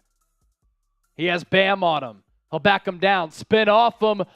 Layup, no good. Fight for the loose ball. Third quarter expires. Nikola Jokic with an 18-point third quarter. You heard that right. An 18-point third quarter for Nikola Jokic. And it is fourth quarter time. 8-point game. It's much closer than the last one. 4,500 people watching on Chat Sports, 190 on the Heat Report. I want to see everybody spamming those fours. I'll take my shot in a second for crossing 1,000 likes, but I want to see fours flooding the comment section. We're going to the fourth quarter. Put up those fours. Put up the fours. Put up the fours. We're going to the fourth. Fourth quarter, here we go. Headed to the final frame. Much closer a game than the last, even though the Nuggets opened up an 8-point lead there. It's been a much competitive game back and forth. I love seeing the fours. Daniel, Elvin, J-Boy, GR, Riley, Daniel, Cino, Legend stepping up, spamming those fours. And on the Heat Report, 175 people tuning in. Make sure you hit that subscribe button if you want to participate in the comment section. We are in sub-only mode, so hit that subscribe button, and then you could comment down below. Here's my shot. We are also at 1,189 subscribers on the Heat Report. 11 away from 2,000, or not 2,000, I wish 2,000. 1,200. If we get to 1,200 tonight, I'll take another shot tequila for free. I'll throw the link in both the Heat Report chat and the main Chat Sports chat because I know there are some Heat fans out there. Hit that sub button to the Heat Report. We're growing every day. Looking to get to 1,200 subscribers by the end of the night. Izzy B says, Chase, my super chat button is gone. Well, here's the reason, Izzy B. We are a new channel on the Heat Report, so we have not unlocked the Super Chat feature quite yet. If you do want to Super Chat, you can hop over to our main Chat Sports channel and Super Chat there. But I will say this, Izzy B, and YouTube might be shadow banning us right now, but hopefully by Wednesday's Game 3, we will have the Super Chat button unlocked. We have met the requirements. YouTube's just got to let us through. Yeah. Hopefully they open up the doors tomorrow. That would be ideal. I'm hoping tomorrow is the day we get let in through the YouTube doors. But we have a couple super chats to catch up on. Let's go. M. Slattery sent in another 5. Nice little super sticker. Thanks, M. Slattery. And then Papa Cam 1030 says, best basketball YouTube channel, loving this. Yeah, Thank Papa you. Cam. Let's go, Papa Fires Cam. me up. Papa Cam. Papa Cam. Papa Cam. Papa Cam. Thank you so much. Yeah, Izzy B, if you want to send in a super chat, come over to our main Chat Sports YouTube channel, and you can support the show over there. We're $40 away from 100. If we get to 100, I'm shotgunning a beer.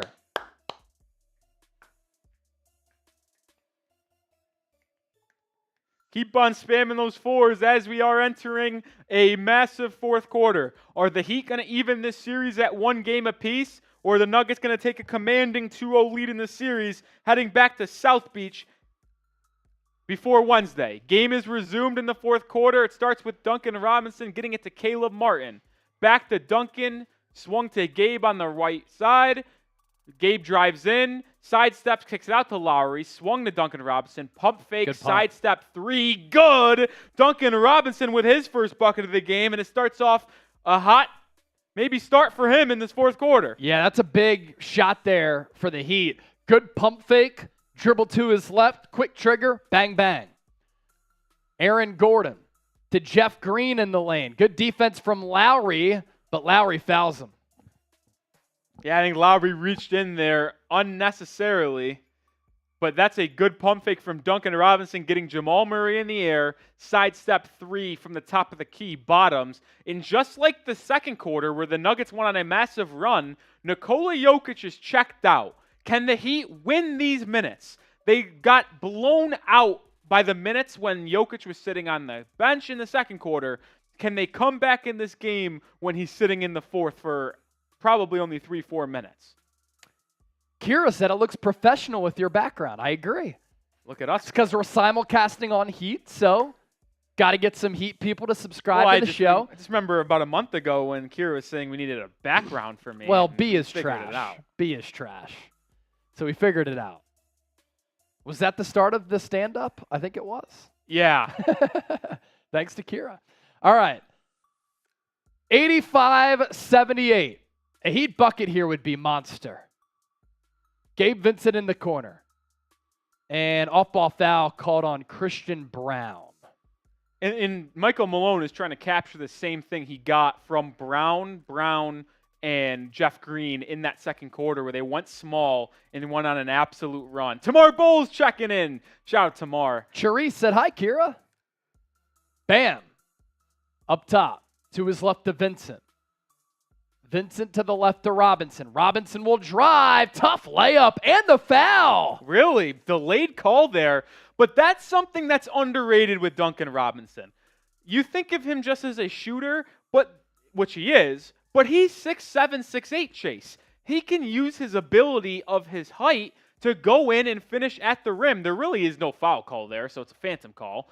But the Heat will take it as Duncan looks to commit or convert the three-point play, which he doesn't. Oh, my gosh, rare miss for him. But Kyle Lowry, fighting for the rebound, is fouled, held by Jeff Green.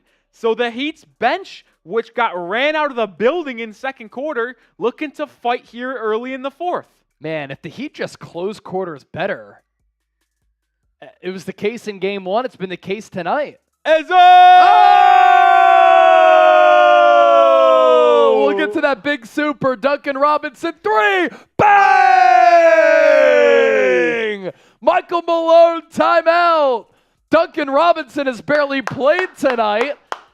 He comes into this fourth quarter, 2 threes, and an and one layup. Duncan Robinson with 8 straight points for the Heat. He missed the free throw on purpose because he knew they were going to get the ball back so he could hit a 3 because 3 is bigger than 1.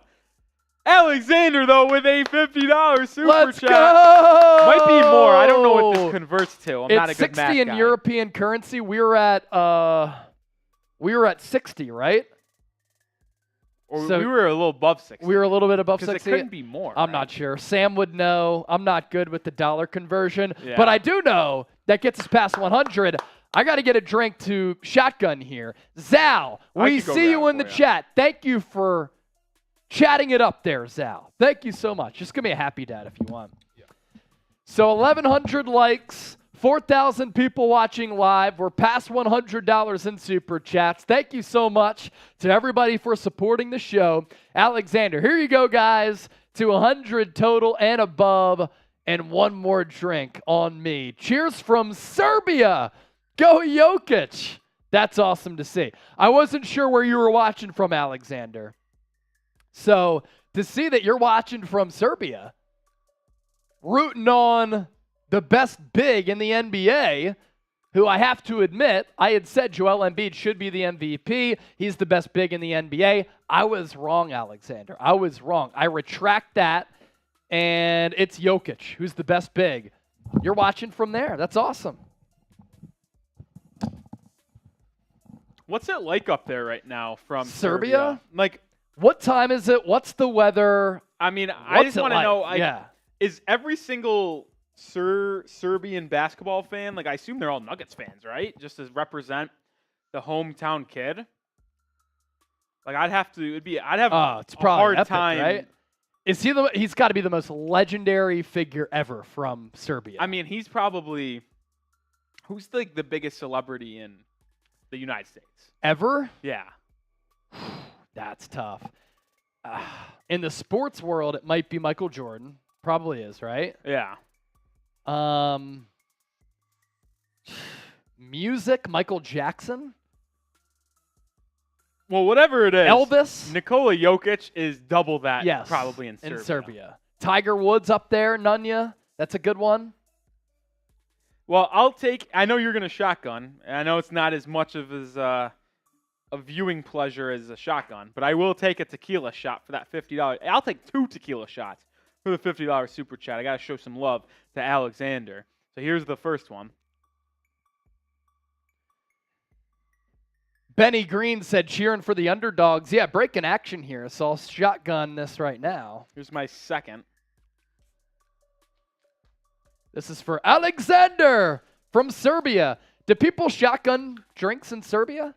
I could see them partying. I mean, Jokic's brothers, they don't seem to mess around at all. Yeah, jeez. Cheers for Alexander and for everybody.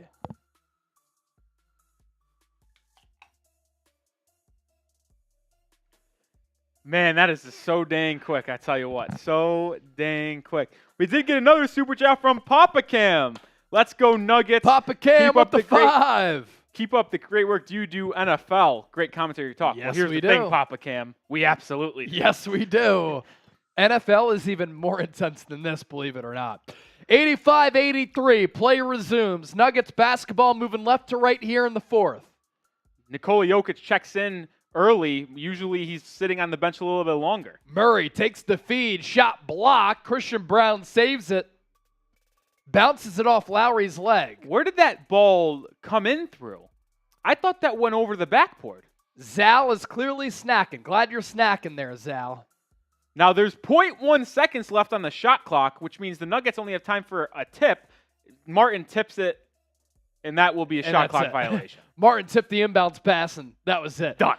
Jokic started walking toward the other end of the floor when they threw the inbounds pass. That was done before it even started. The Heat have a chance to tie it up or take the lead here. So let us know in the comment section who you got, H for the Heat and for the Nuggets. Shaping up for a good finish here, opposed to the blowout that was Game 1. Yeah, Gabe Vincent near side, bounce pass to Bam, high post, faces up against Jokic. Nice pop pass to the left of Vincent. Vincent, corner 3, good! The Heat take their first lead, I believe, since 29-27 early in the second quarter. Down by 15, and that is true. First lead, and then they force the Nuggets turnover. Denver in flux right now. So the Heat fourth quarter, which has been so damn good this entire postseason run, the comeback kids, as I call them, already off to a hot start, trailed by, 6 points or 8 points going into the fourth? Yeah. Now lead by 1 and have the ball. Mother Trucker, the official trucking channel, is watching the show. Love it. 465,000 subscribers on YouTube as Robinson lays it in. Absorbs some contact. Another Michael Malone timeout. Ah, yes. Mother Trucker. Mother Trucker. Thanks for supporting the show. We love when those verified accounts come into the stream. 5,000 people watching live. The Heat up by 3. First lead since 29-27. Down by as many as 15 points. And here, Duncan Robinson, 2 threes. 10 points in the fourth. A layup and that layup. 10 points in the fourth, as Rolly said. And the Heat holding on to a 3-point cushion. And you got to hold on to the edge of your seats because we're coming in for a landing here in this fourth quarter. Commercial break. You're not missing anything. Michael Malone, timeout with this team down by 3. How do the Nuggets even get it together offensively here? Because things have become a little bit stagnant. Jokic hasn't really been involved because they're swarming him defensively. He's been bothered all night by Bam Adebayo and some double teams. And Jamal Murray, he's been guarded closely. He hasn't been able to take off like he has in some previous games. Michael Porter Jr. has also been kept pretty quiet. It's really been the Nikola Jokic show this entire game. I believe he has over 30 points, so damn near close to half the points for the Nuggets. And I think it kind of goes back to what Michael Malone said about the Heat after Game 1. Bam had 25 points on 26 shots, and he said, listen, Bam Adebayo is a great player, but we're going to live with Bam taking 26 shots. And I honestly think the Heat and Eric Spoelstra have almost taken the same approach to Nikola Jokic. Yes, Jokic is arguably the best or second best player in the league.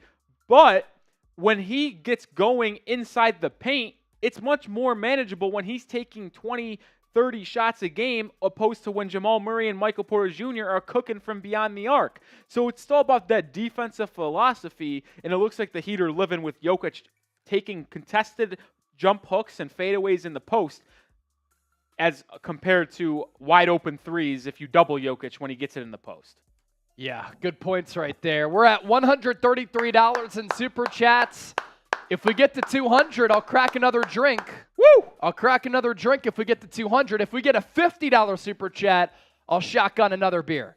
Shadow's asking, did the game end? No, if you see right there, a little bit up. Zal Duncan freaking Himson. I like that. 10 minutes, just under 10 minutes remaining in this game. Zale going crazy for the Heat. Zale, are you subscribed to our Heat channel? Better be. If not, I'll be disappointed because it seems like you're a pretty big Heat fan. I threw the link in the comment section, so if you're a Heat fan or just like basketball talk from good old ball knower Nick Roloff, hit that sub button. Tamar Bowles says, Rolly, if your boys find a way to win the NBA Finals, it's the greatest run in NBA history.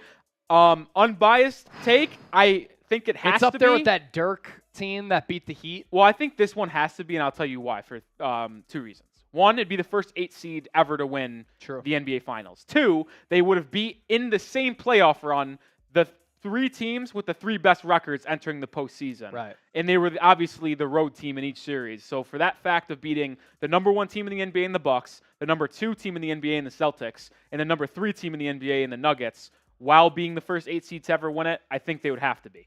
Yeah, and it would be a hell of a job by Coach Spo. Can Jimmy Butler close this game out? Let's see. Aaron Gordon hands it off to Bruce Brown. Bruce Brown to Jokic. Jokic.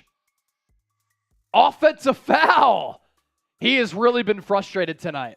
Gabe Vincent forced the charge there. And it's interesting that he's been getting his own. Like, he's been scoring a decent amount. He had 18 in the third quarter, but he's been been frustrated by the pestiness and physicality of this Heat defense. Under 10 to go here in the final quarter. And then Jokic commits another one. Fouled Bam. I will say this, the one knock on Jokic, other than his poor defense at times, he does become a head case when he gets frustrated and just starts flailing and hacking people, and he just slapped Bam Adebayo right in the forehead. Across the forehead. So he inbound here. Adebayo has it, top of the key. Hand off to Gabe Vincent. And KCP is going to get called for a foul on the floor, though. But the Heat are already in the bonus with 9 minutes to go. That's big. That is an astounding mark to be in the bonus after 3 minutes of action. And it was a clear foul. KCP hit Vincent right in the stomach there as he was coming around the screen. 5,400 people watching live. Make sure you subscribe to the show. NBA Draft, less than 3 weeks away, right after that NBA free agency. We'll be putting together all types of content as we do year-round, covering the NBA, NFL, college football as well. But when the NBA season gets into full swing, we're doing live shows multiple times per week. On the day of the draft, will be the most watched NBA draft coverage on YouTube. Same with NBA free agency. And we'll be live for a couple of days for NBA free agency. You don't want to miss it. Subscribe, and when you do, hit that bell icon, turn on those noties. The Heat are on a 12-0 run to take a 5-point lead. Jokic spins, throws it up. Is this going to be a foul on the floor? They called a foul on the floor, a little hand check from Gabe Vincent. As we did just cross 1,200 subscribers on the Heat Report. Let's so you go. know what that means. I'm taking a shot. Alejandra, you guys are great. You're even better. Thank you so much, Alejandra. Shout out to everybody in the 1,200 people that have subscribed. Contavious Caldwell-Pope has it. Shot clock 10. Guarded by Robinson. Comes off the screen. Wraparound pass to Jokic. Behind the back. Swift move. Floater, no good, but Bam foul. That's his 4th. And interesting to note, also with 4 fouls, Bam and Gabe Vincent just picked up his 4th. So 2 of the best players for the Heat in this game have 4 fouls. Little behind the back for Jokic on the dribble. My curious thing, it's a very ticky-tack foul here, but Jokic, while going behind the back, he's slightly tapping Bam's side there while he's going behind the back, limiting Bam's range of mobility to slide over. Because Bam has that speed and that lateral quickness. So it's a really ticky-tack foul, but I would like the officials to take a look at Jokic using his off arm to stop Bam from moving while he's performing a dribble move. 2 at the line for Jokic, 33 points on the night. And now the Nuggets are within 3, 90-87 after the 2-point conversion there at the line for the Joker. Bam. Dribble handoff to Lowry. Under 9 to go in the game. Lowry back to Bam. 14-foot jumper. Got it. Bam. 6 of 6 are the Heat. That's the Heat in this fourth quarter. The Nuggets don't have a field goal. It's been all free throws. Brown trying to break that stretch. Layup. No good. Tip out to Duncan Robinson. He picks it up. And it's interesting to note the Nuggets went on a massive run to take a lead in the second quarter when Jokic sat. Heat doing the same thing here in the fourth when Jimmy Butler is sitting. Martin to Vincent. Vincent 3. Oh, just popped out. The 10 unkind there. Jokic. Cross court to Porter Jr. Off ball foul though. 5,700 people watching live.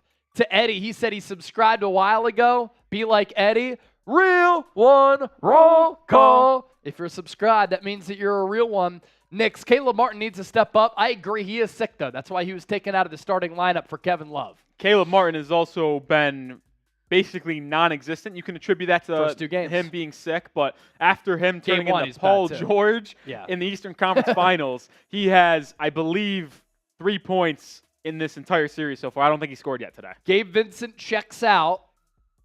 Jimmy Butler checks in. Jokic face guarded by Butler. Spins off him. To Michael Porter Jr. 3-pointer. Nuggets still don't have a field goal in this fourth quarter. Porter Jr. has really struggled in the first 2 games of the series so far. Bam up top.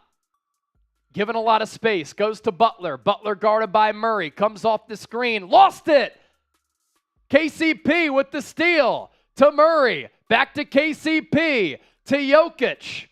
They'll slow it up. Aaron Gordon now has it. Not a threat to shoot. Sends it to the right to KCP. Caldwell Pope lofts a pass to Jokic. In the lane, first field goal right there.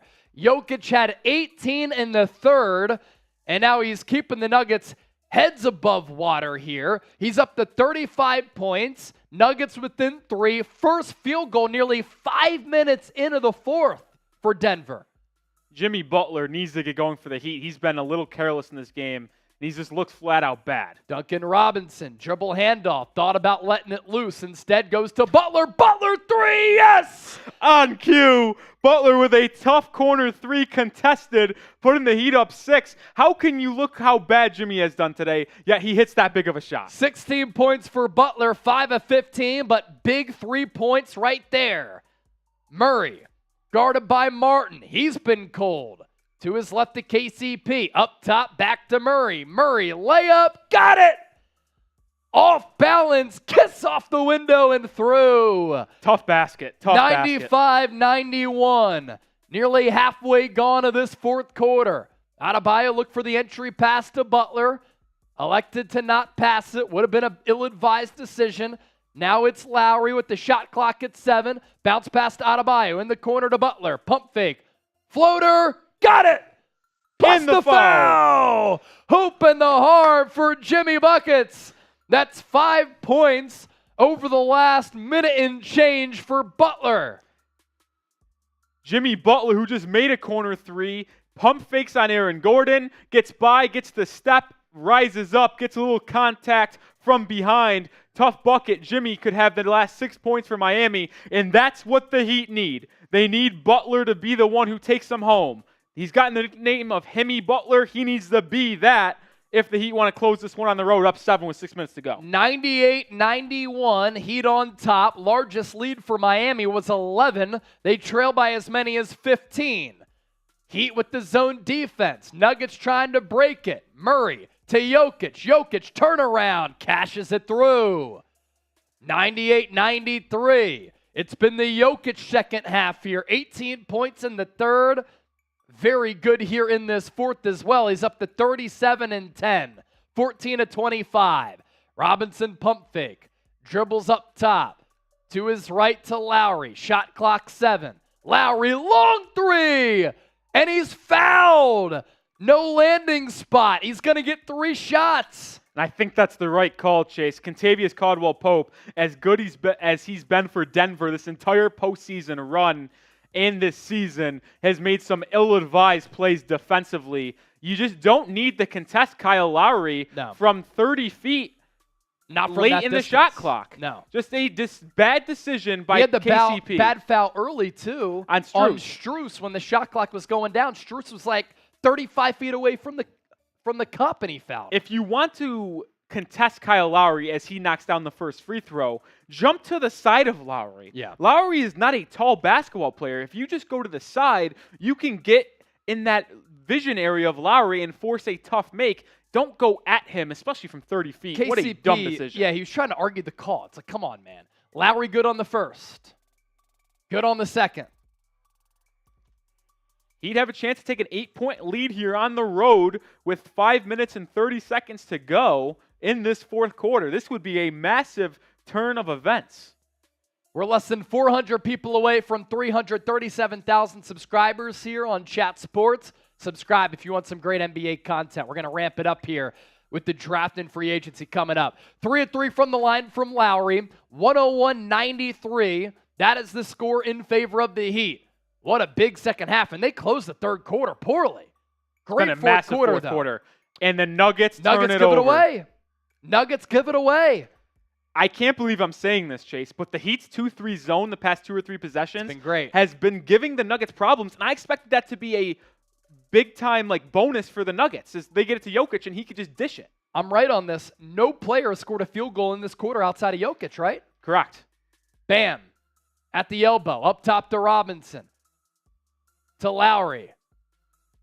Lowry guarded by KCP. Comes off the screen. Shot clock 5. 2-man game with Bam. Yams it down. Bam Adebayo with the dunk. Plus the foul. Bam Adebayo, where have you been my entire life? And that's what I'm talking about. Jokic, as good as he is too slow to defend the Heat pick and roll. Bam on the roll, gets it, gets fouled by Michael Porter Jr., but Bam says, get in the weight room, young fella. Jam it on your dome and one. Michael Porter Jr. with the foul. He swiped Bam's left arm. Now Bam goes to the line, looking to give the Heat an 11-point lead and convert on the old school three-pointer. He does. 11-point Heat lead as once again, second consecutive game that the Nuggets have fallen apart offensively. They survived it in game 1. Not right now in game 2. Heat are shooting 9 of 10 in the fourth quarter. That is outlandish. Murray has not been able to beat the zone. This time, blocked by Adebayo. He climbed the ladder, got up there with the vertical leap, swatted away Murray's attempt. What a play by Bam, but I'll be honest with you, Chase. I thought that was a goaltend. It was close. Not called. Heat slow it down.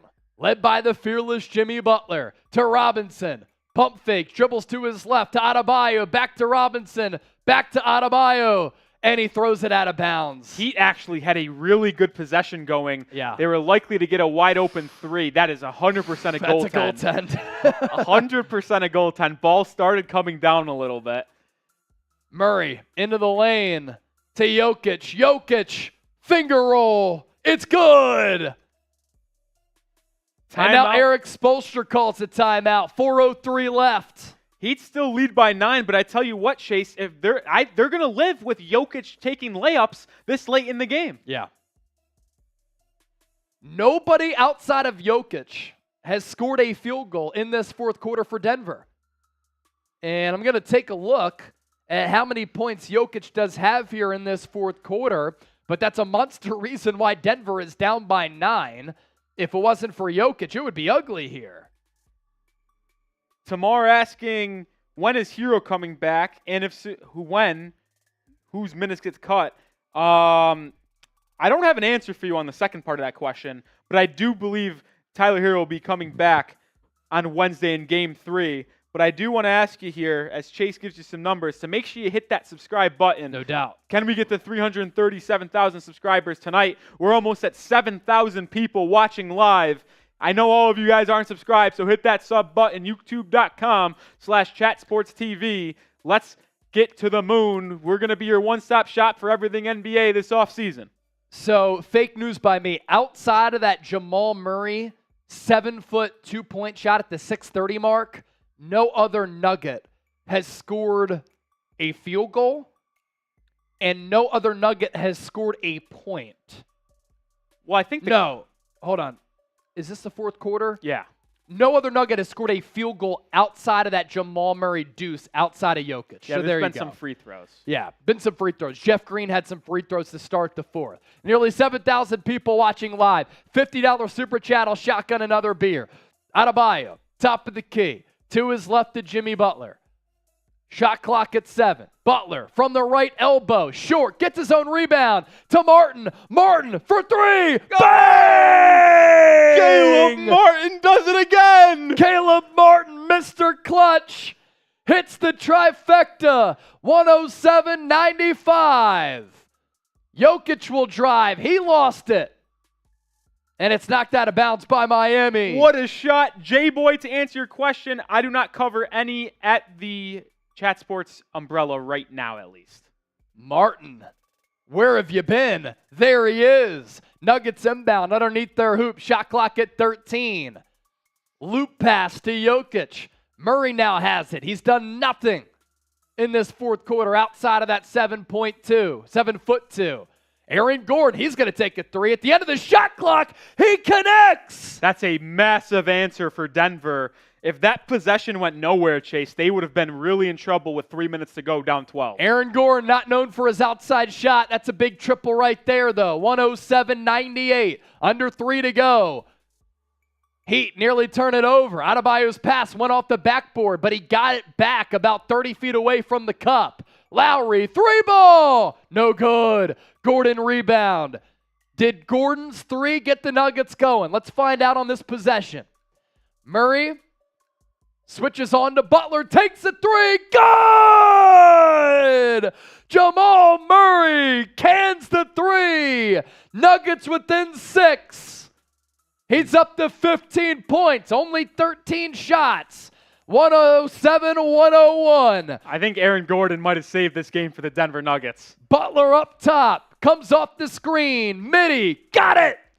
Jimmy Butler cashes it in. And that's the Jimmy Butler that has been the assassin all postseason long from the mid-range for the Heat to close out a game. Jokic, guarded by Martin, finds Murray. Murray double team. Now solo guarded by Butler. Gave up his dribble to Jokic. Into the lane. Floater, no good. Loose ball goes to Brown. His floater from 14. Cash!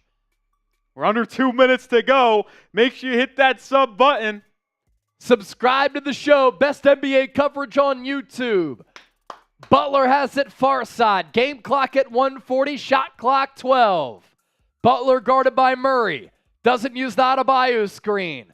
Thought about a 3 to Robinson. Fourth quarter Herro. He misses. Battle for the loose ball. It goes out of bounds. Denver Rock. Minute 26 to go. Heat lead by 6. Gabe Vincent checking into the ball game for Duncan Robinson. So the Heat go really, really small here. Martin, Lowry, Vincent, Bam, and Jimmy. Nuggets need a hoop. Murray, guarded by Butler, dribbles through the legs, drives into the lane, step back, thought about it, back out to KCP, 3-ball, back iron, Jokic rebound, to Jamal Murray for 3, bang! He deposits the 3 from 25 feet. 11-2 Nuggets run. 109-106, a minute even to go. Lowry at the half-court logo.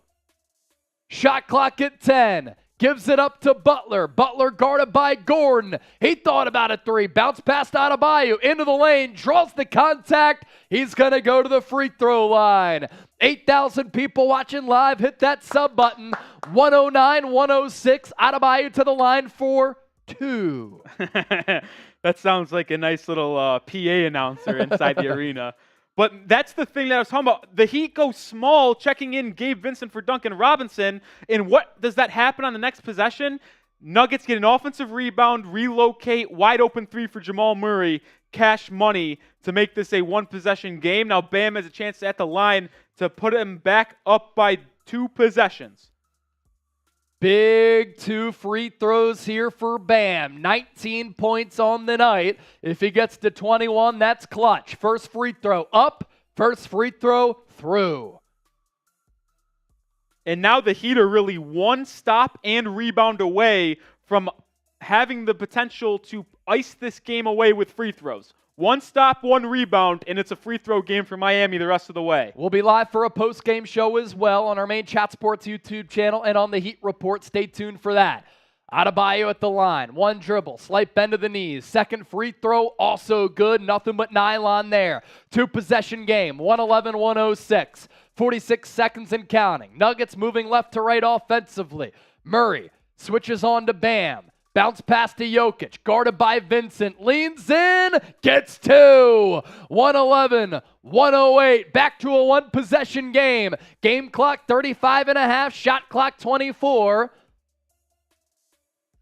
He can put a Vincent has dagger it near side. He can basically win it here, you would imagine. Butler guarded by Gordon. Game clock 24, shot clock 12. 12-second difference here. Butler through the legs at the free throw line to Martin. Martin back to Butler. Step back 3. No good. Rebound Nuggets. It's Bruce Brown. Skies for the board. Game clock at 10. This is the game here. Murray up top. Guarded by Butler. Down to 4. Step back 3. No good. Battle for the rebound to Miami. Caleb Martin. And it's over. The Miami Heat come back from down 15. They steal game 2 to send the NBA Finals back to South Beach in Miami, knotted up at 1-1. Final score, Miami 111, Denver 108. What a game. Let's freaking go. Make sure you subscribe to the show. You're not getting this anywhere else. Wow. What a game that was, coming down to literally the final buzzer. Man, I'm surprised Michael Malone didn't call timeout. Jimmy Butler got a step-back 3. I thought it was in on the release. Hit front rim, no good. Jamal Murray just tried to ISO Jimmy Butler, but Jimmy Butler is a very good defender, forced a really tough shot. Front Just rim off for too. Murray. Yeah. Rebound, Caleb Martin. Big-time win for the Miami Heat. Wow. Chase, maybe you disagree with me here, and I'll get into the stats and start cooking them up after we get this point off. But when you're down 3, I actually like calling a timeout to script up the play in that situation. Now, it's a completely different ballgame because you get the rebound and you want to quickly move down the floor so the other team can't game plan and set their defense up. But when you're down 3, you clearly need to get a win, or you need to take a 3. When you're down 2, anything goes. I would have liked a timeout there if I'm Michael Malone. No, I agree, and I know you're down by 3, but when you call the timeout, you can inbound from your side of half court. You can send it into the backcourt to Jamal Murray and allow him to get downhill. That allows him a couple of things. He can, instead of trying to take a sidestep step-back 3 in which he's falling away, he gets his momentum going downhill. That's one where he can get into his shot from a straightaway position. 2, though, it allows you to run an action in which maybe Jokic can set that high screen or somebody else to run a pick and pop, or it just gives Murray a little bit more space to get around that screen to get a better look that is less obstructed than the good defense there from Jimmy Butler to close that game out. Yeah, and you mentioned the pick and fade. Like, if you get Jamal Murray in a pick and roll, both those guys can shoot the lights out of a ball if they get an open look. I think I would have liked to see a better action between Murray and Jokic rather than just Jamal Murray trying to ISO Jimmy Butler, one of the better wing defenders in the NBA. Like I said, I get trying to run fast and don't let the Heat set their defense up, but I think if you're Denver, you got to call a timeout there with 12 seconds left. Yeah. Now, LeBron just asked for the Cash App. I'm on Venmo at Chase_senior. I didn't know where you were going with that. Yeah. Because when you said LeBron is asking, I was like, what is LeBron asking? LeBron's now? in the chat. LeBron, if that's you want to send us a super chat, you can do that, or I'm on Venmo at Chase_senior. Either works. Post-game show coming up here. We've had nearly 200,000 people join us all throughout the night. 4,500 people still rocking with us. Make sure you stay with us. We're going to break this game down, and if you missed it until the final seconds, we're going to summarize everything for you. We're also less than 200 people away from 337,000 subscribers. We've been able to pick up nearly 1,000 new subs tonight, so actually probably more than that. So if you want the best NBA coverage that's informative, entertaining, insightful, just hit that subscribe button. You will not regret it. Peng, I'm new to the channel. Welcome. Hopefully you subscribed. Ready when you are, Chase. All right. Let's break this game down here. Final score, it was a thriller, man. And what a game it was. The Heat were up by 11 in that first quarter. The Nuggets stormed back. The Nuggets then take a 15-point lead. The Heat had to survive a couple of bad endings to the second and third quarters. In that third quarter, Nikola Jokic had 18 points. He was pacing Denver there in that fourth quarter, in which they did not record a field goal until 5 minutes into the final frame.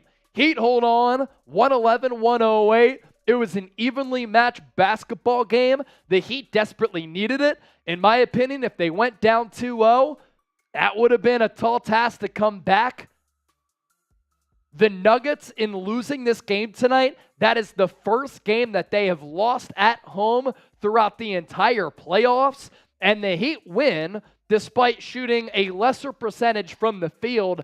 But what was key here, them hitting 17 three-pointers and knocking down about 49% of those attempts as compared to 39% of the threes for the Denver Nuggets. Gabe Vincent was clutch.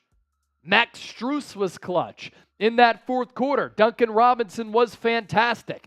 There really wasn't a star player for Miami tonight. It was a very well-rounded effort in which multiple players were in double figures for the Heat.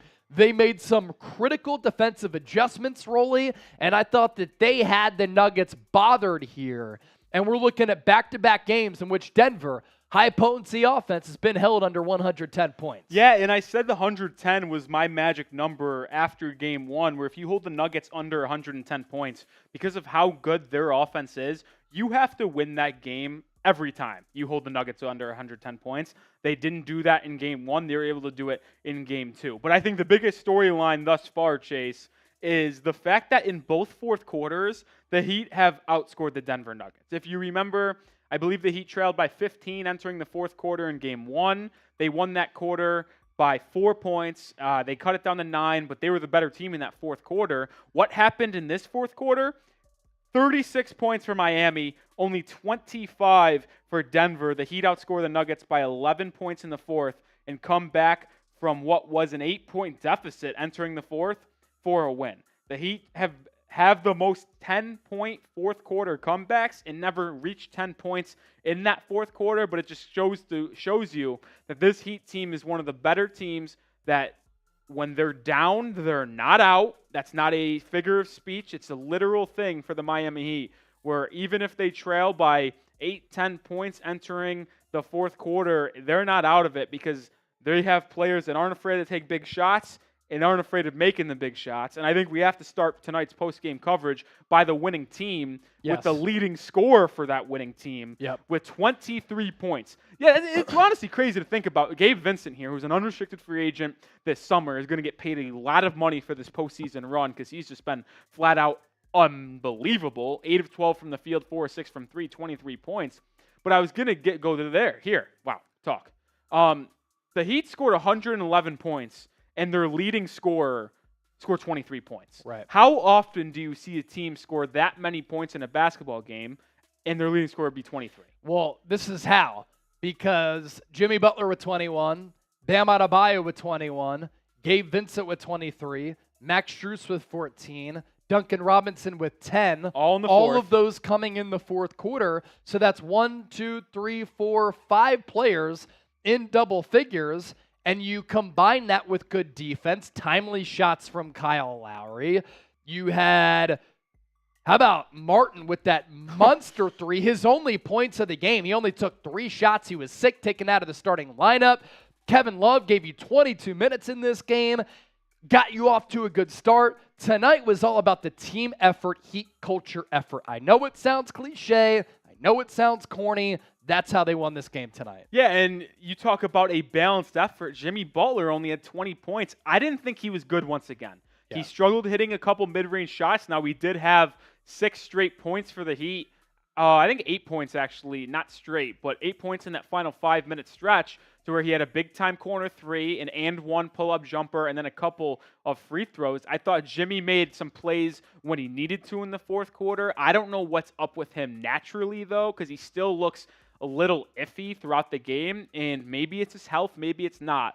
But once I kind of outlined here in the third quarter that Jimmy needed to attack the basket to set up his opponent or his teammates to take shots rather than drive to the free throw line, pump fake a mid-range jumper, and pass it out. But once I said that, it's almost like, obviously, he's not listening, but it was like he was listening because ever since I said that, what did he do the best? He got to the lane, couple finishes, and more importantly, was able to find his opponents for some big-time three-pointers. Gabe Vincent hit a couple massive ones. You mentioned Caleb Martin.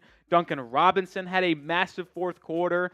I mean, the dude had no points. I think maybe took 1 or no shots. Yeah. No, he took none because he took none. Yeah, all of those shots came in the fourth. Yeah, Duncan Robinson.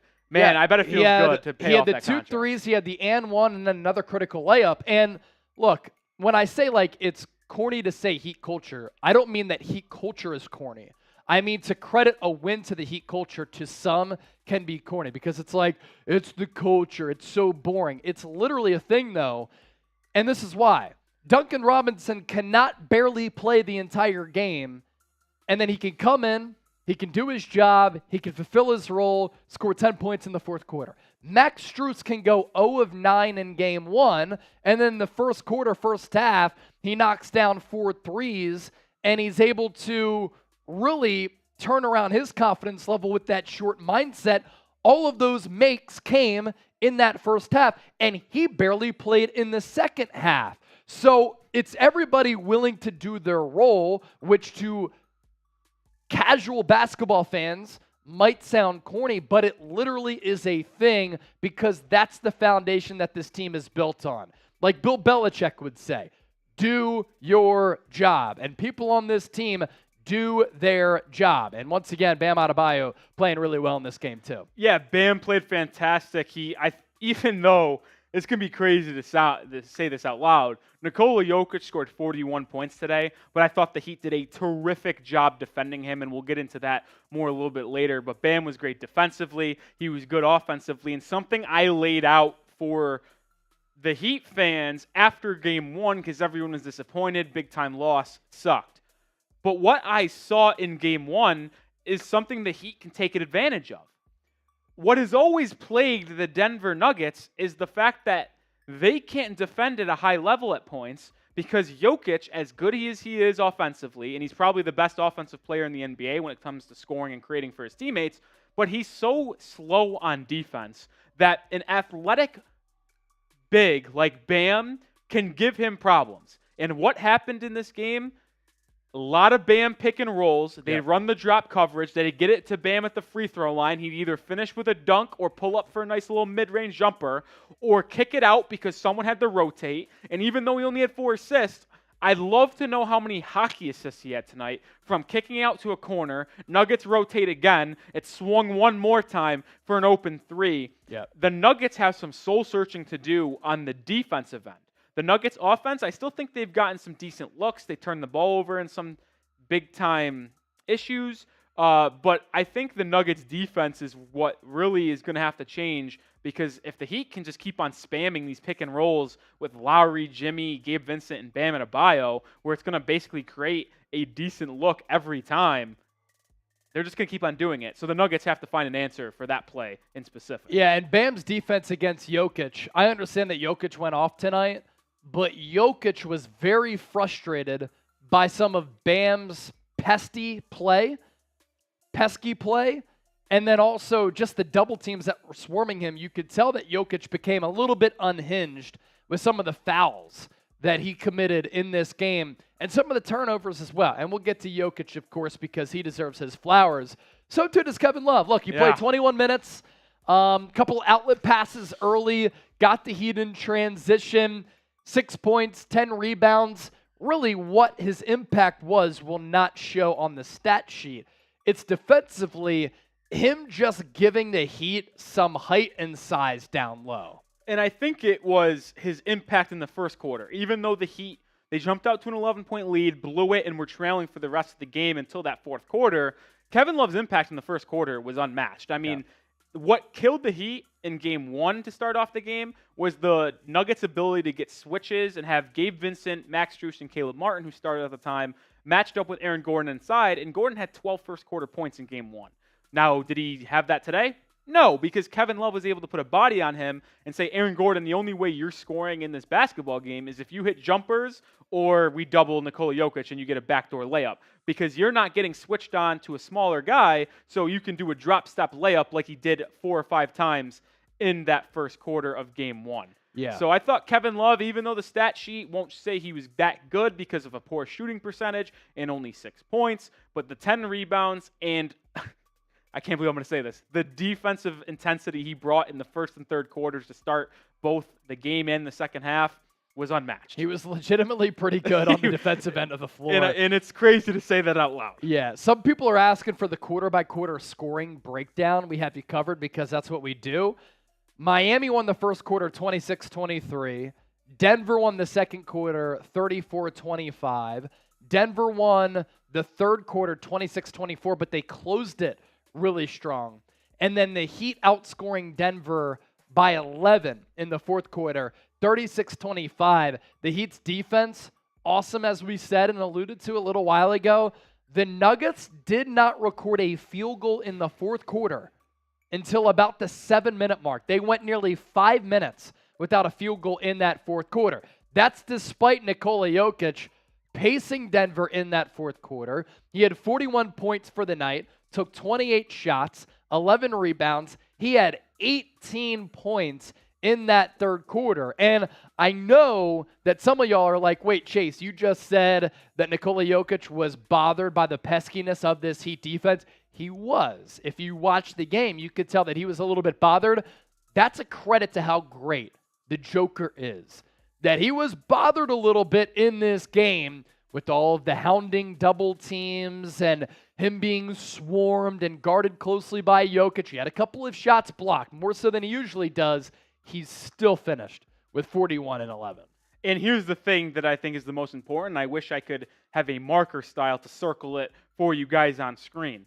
See where he has 4 assists? What makes the Joker so damn special that's huge. Is that when you double him and give him physical defense and struggle inside, he can just kick it out because he's so good at passing the basketball to find open teammates. So the Heat limit him to 4 assists after he had 14 in Game 1. But here's the most astounding stat here, right? 5 turnovers for Nikola Jokic. Rarely turns the ball over, yet he had more turnovers than assists. So even though he was able to have 41 points on 57% shooting from the field and 40% from 3, he kind of felt neutralized because he had more turnovers than assists. And like I just mentioned, Nikola Jokic is more dangerous when he's distributing the basketball than when he is scoring 41 points. Yeah. That's no joke. When he's finding open teammates for easy threes and easy layups, that's when he's better than when just getting to the bucket and scoring 40 points. Right. So the Heat being able to turn over Nikola Jokic was the reason why they were able to win this game. And Jokic had a couple uncharacteristic turnovers in that fourth quarter. He just, at one point when the Heat were in the 2-3 zone, caught in the high post, looked right, looked left, passed it, no one there, out of bounds. Something that the Heat defense might have found from games 1 to 2. Give Jokic some problems, maybe their length, active hands from Bam, Kevin Love helping. forced him to turn it over 5 times, very uncharacteristically. And I think that's the reason why the Heat were able to win this game and make Joker look a little human rather than superhuman. Yeah, this is pretty interesting, too. Just got a text from our boy Marshall. He said that Michael Malone in his press conference was calling out the Nuggets' effort. I didn't see a lack of effort tonight. I just saw a Heat team that was desperate, understanding the circumstances. They made some defensive adjustments. They mixed in that zone defense, and they just caused some problems for Denver.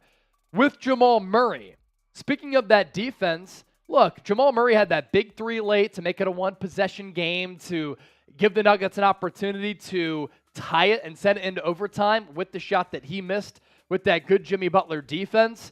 18 and 10, but he only took 15 shots. He only took 15 shots because the zone from Miami didn't allow him to really get that many shots up. And Jimmy Butler's defense, I know he was bad offensively. Jimmy Butler's defense was very, very good. Yeah, and like I mentioned, if you were with us just after the game ended, I thought Michael Malone wasted an opportunity to call a timeout with 12 seconds to go when Jimmy Butler missed a step-back 3 and they got the rebound.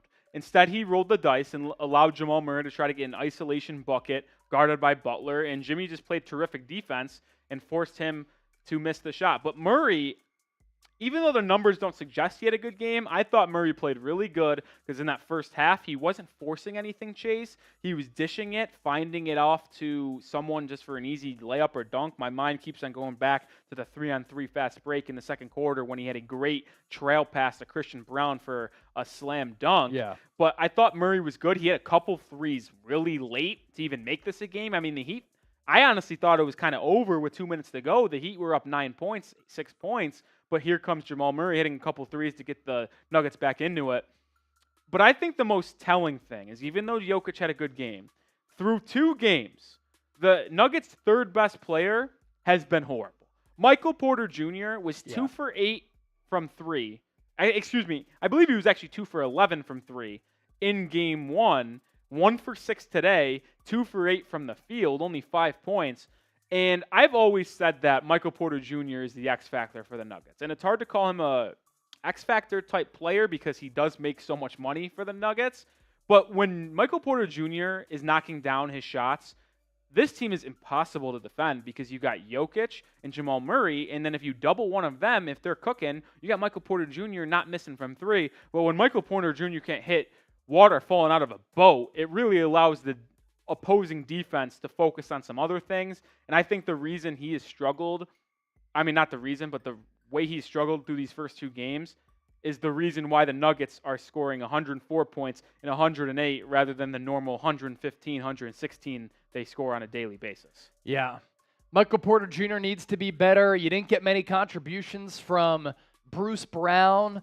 And you can have Jokic scoring the 40-piece, but Jamal Murray, with only those 15 shots, I really do think an underrated element of this game is the fact that the Heat's zone defense and the mixes of their scheme only allowed Jokic to have 4 dimes. Like, that's what gets the Nuggets offense going. And when you couple that with the fact that that zone defense had the Nuggets offense bothered, where Murray couldn't get good looks, that's why he only had 15 points. You only have Porter going 2 of 8. Bruce Brown basically didn't do much at all. The defensive game plan for Miami, which we talked about at the end of game 1, it worked after halftime. You know, the Nuggets had 59 points at halftime. How much did they end up with in game 1? 45. So 45 points in that second half. Yeah. That was a thing. And they used a lot of that and carried it over into game 2. And I thought it really worked once again.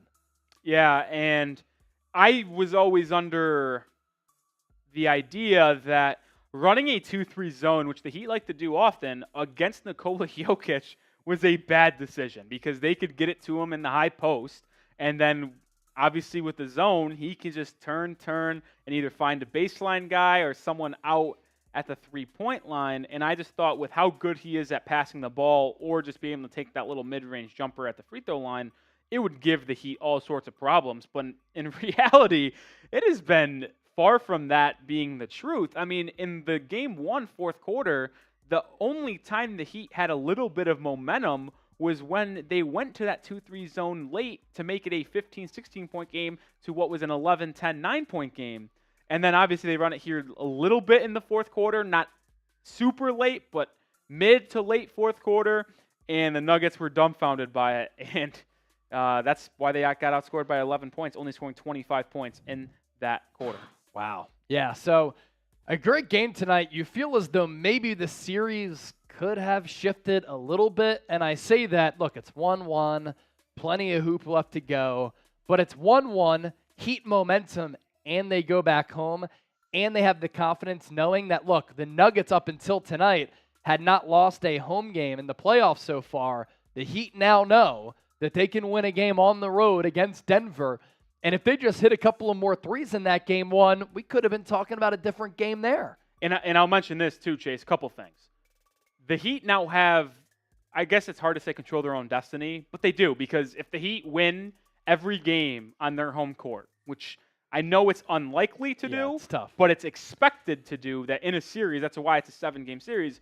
When you're two evenly matched teams, you win every game at home, and that's why the home team always has that 7th game advantage. Right. But you just protect home court, and you're NBA champions. Yeah. You did your job. You still won in Denver. I thought the Heat would win in 7 because I thought they would win every game at home and then win Game 7 on the road. But, hey, they could end it in 6 now if they just win every game at home. It's the first time they've won in Denver since 2016, regular season and postseason included. Wild. So 2016, think about that. That's 7 years. Yeah. It's the first time they won in Denver in 7 years. So they get that monkey off their back. Plus, they get Tyler Herro potentially returning on Wednesday. Everything's looking up for the Heat. I'm not going to say this series is over, and no fact am I saying that. The Nuggets are still the better team, and I wouldn't be surprised. They still will be the favorites in Game 3 of this series. But, hey, man, everything is out there for the Heat's taking to win this series. Like I said, you get Tyler Herro back on Wednesday. That's all signs pointing to that.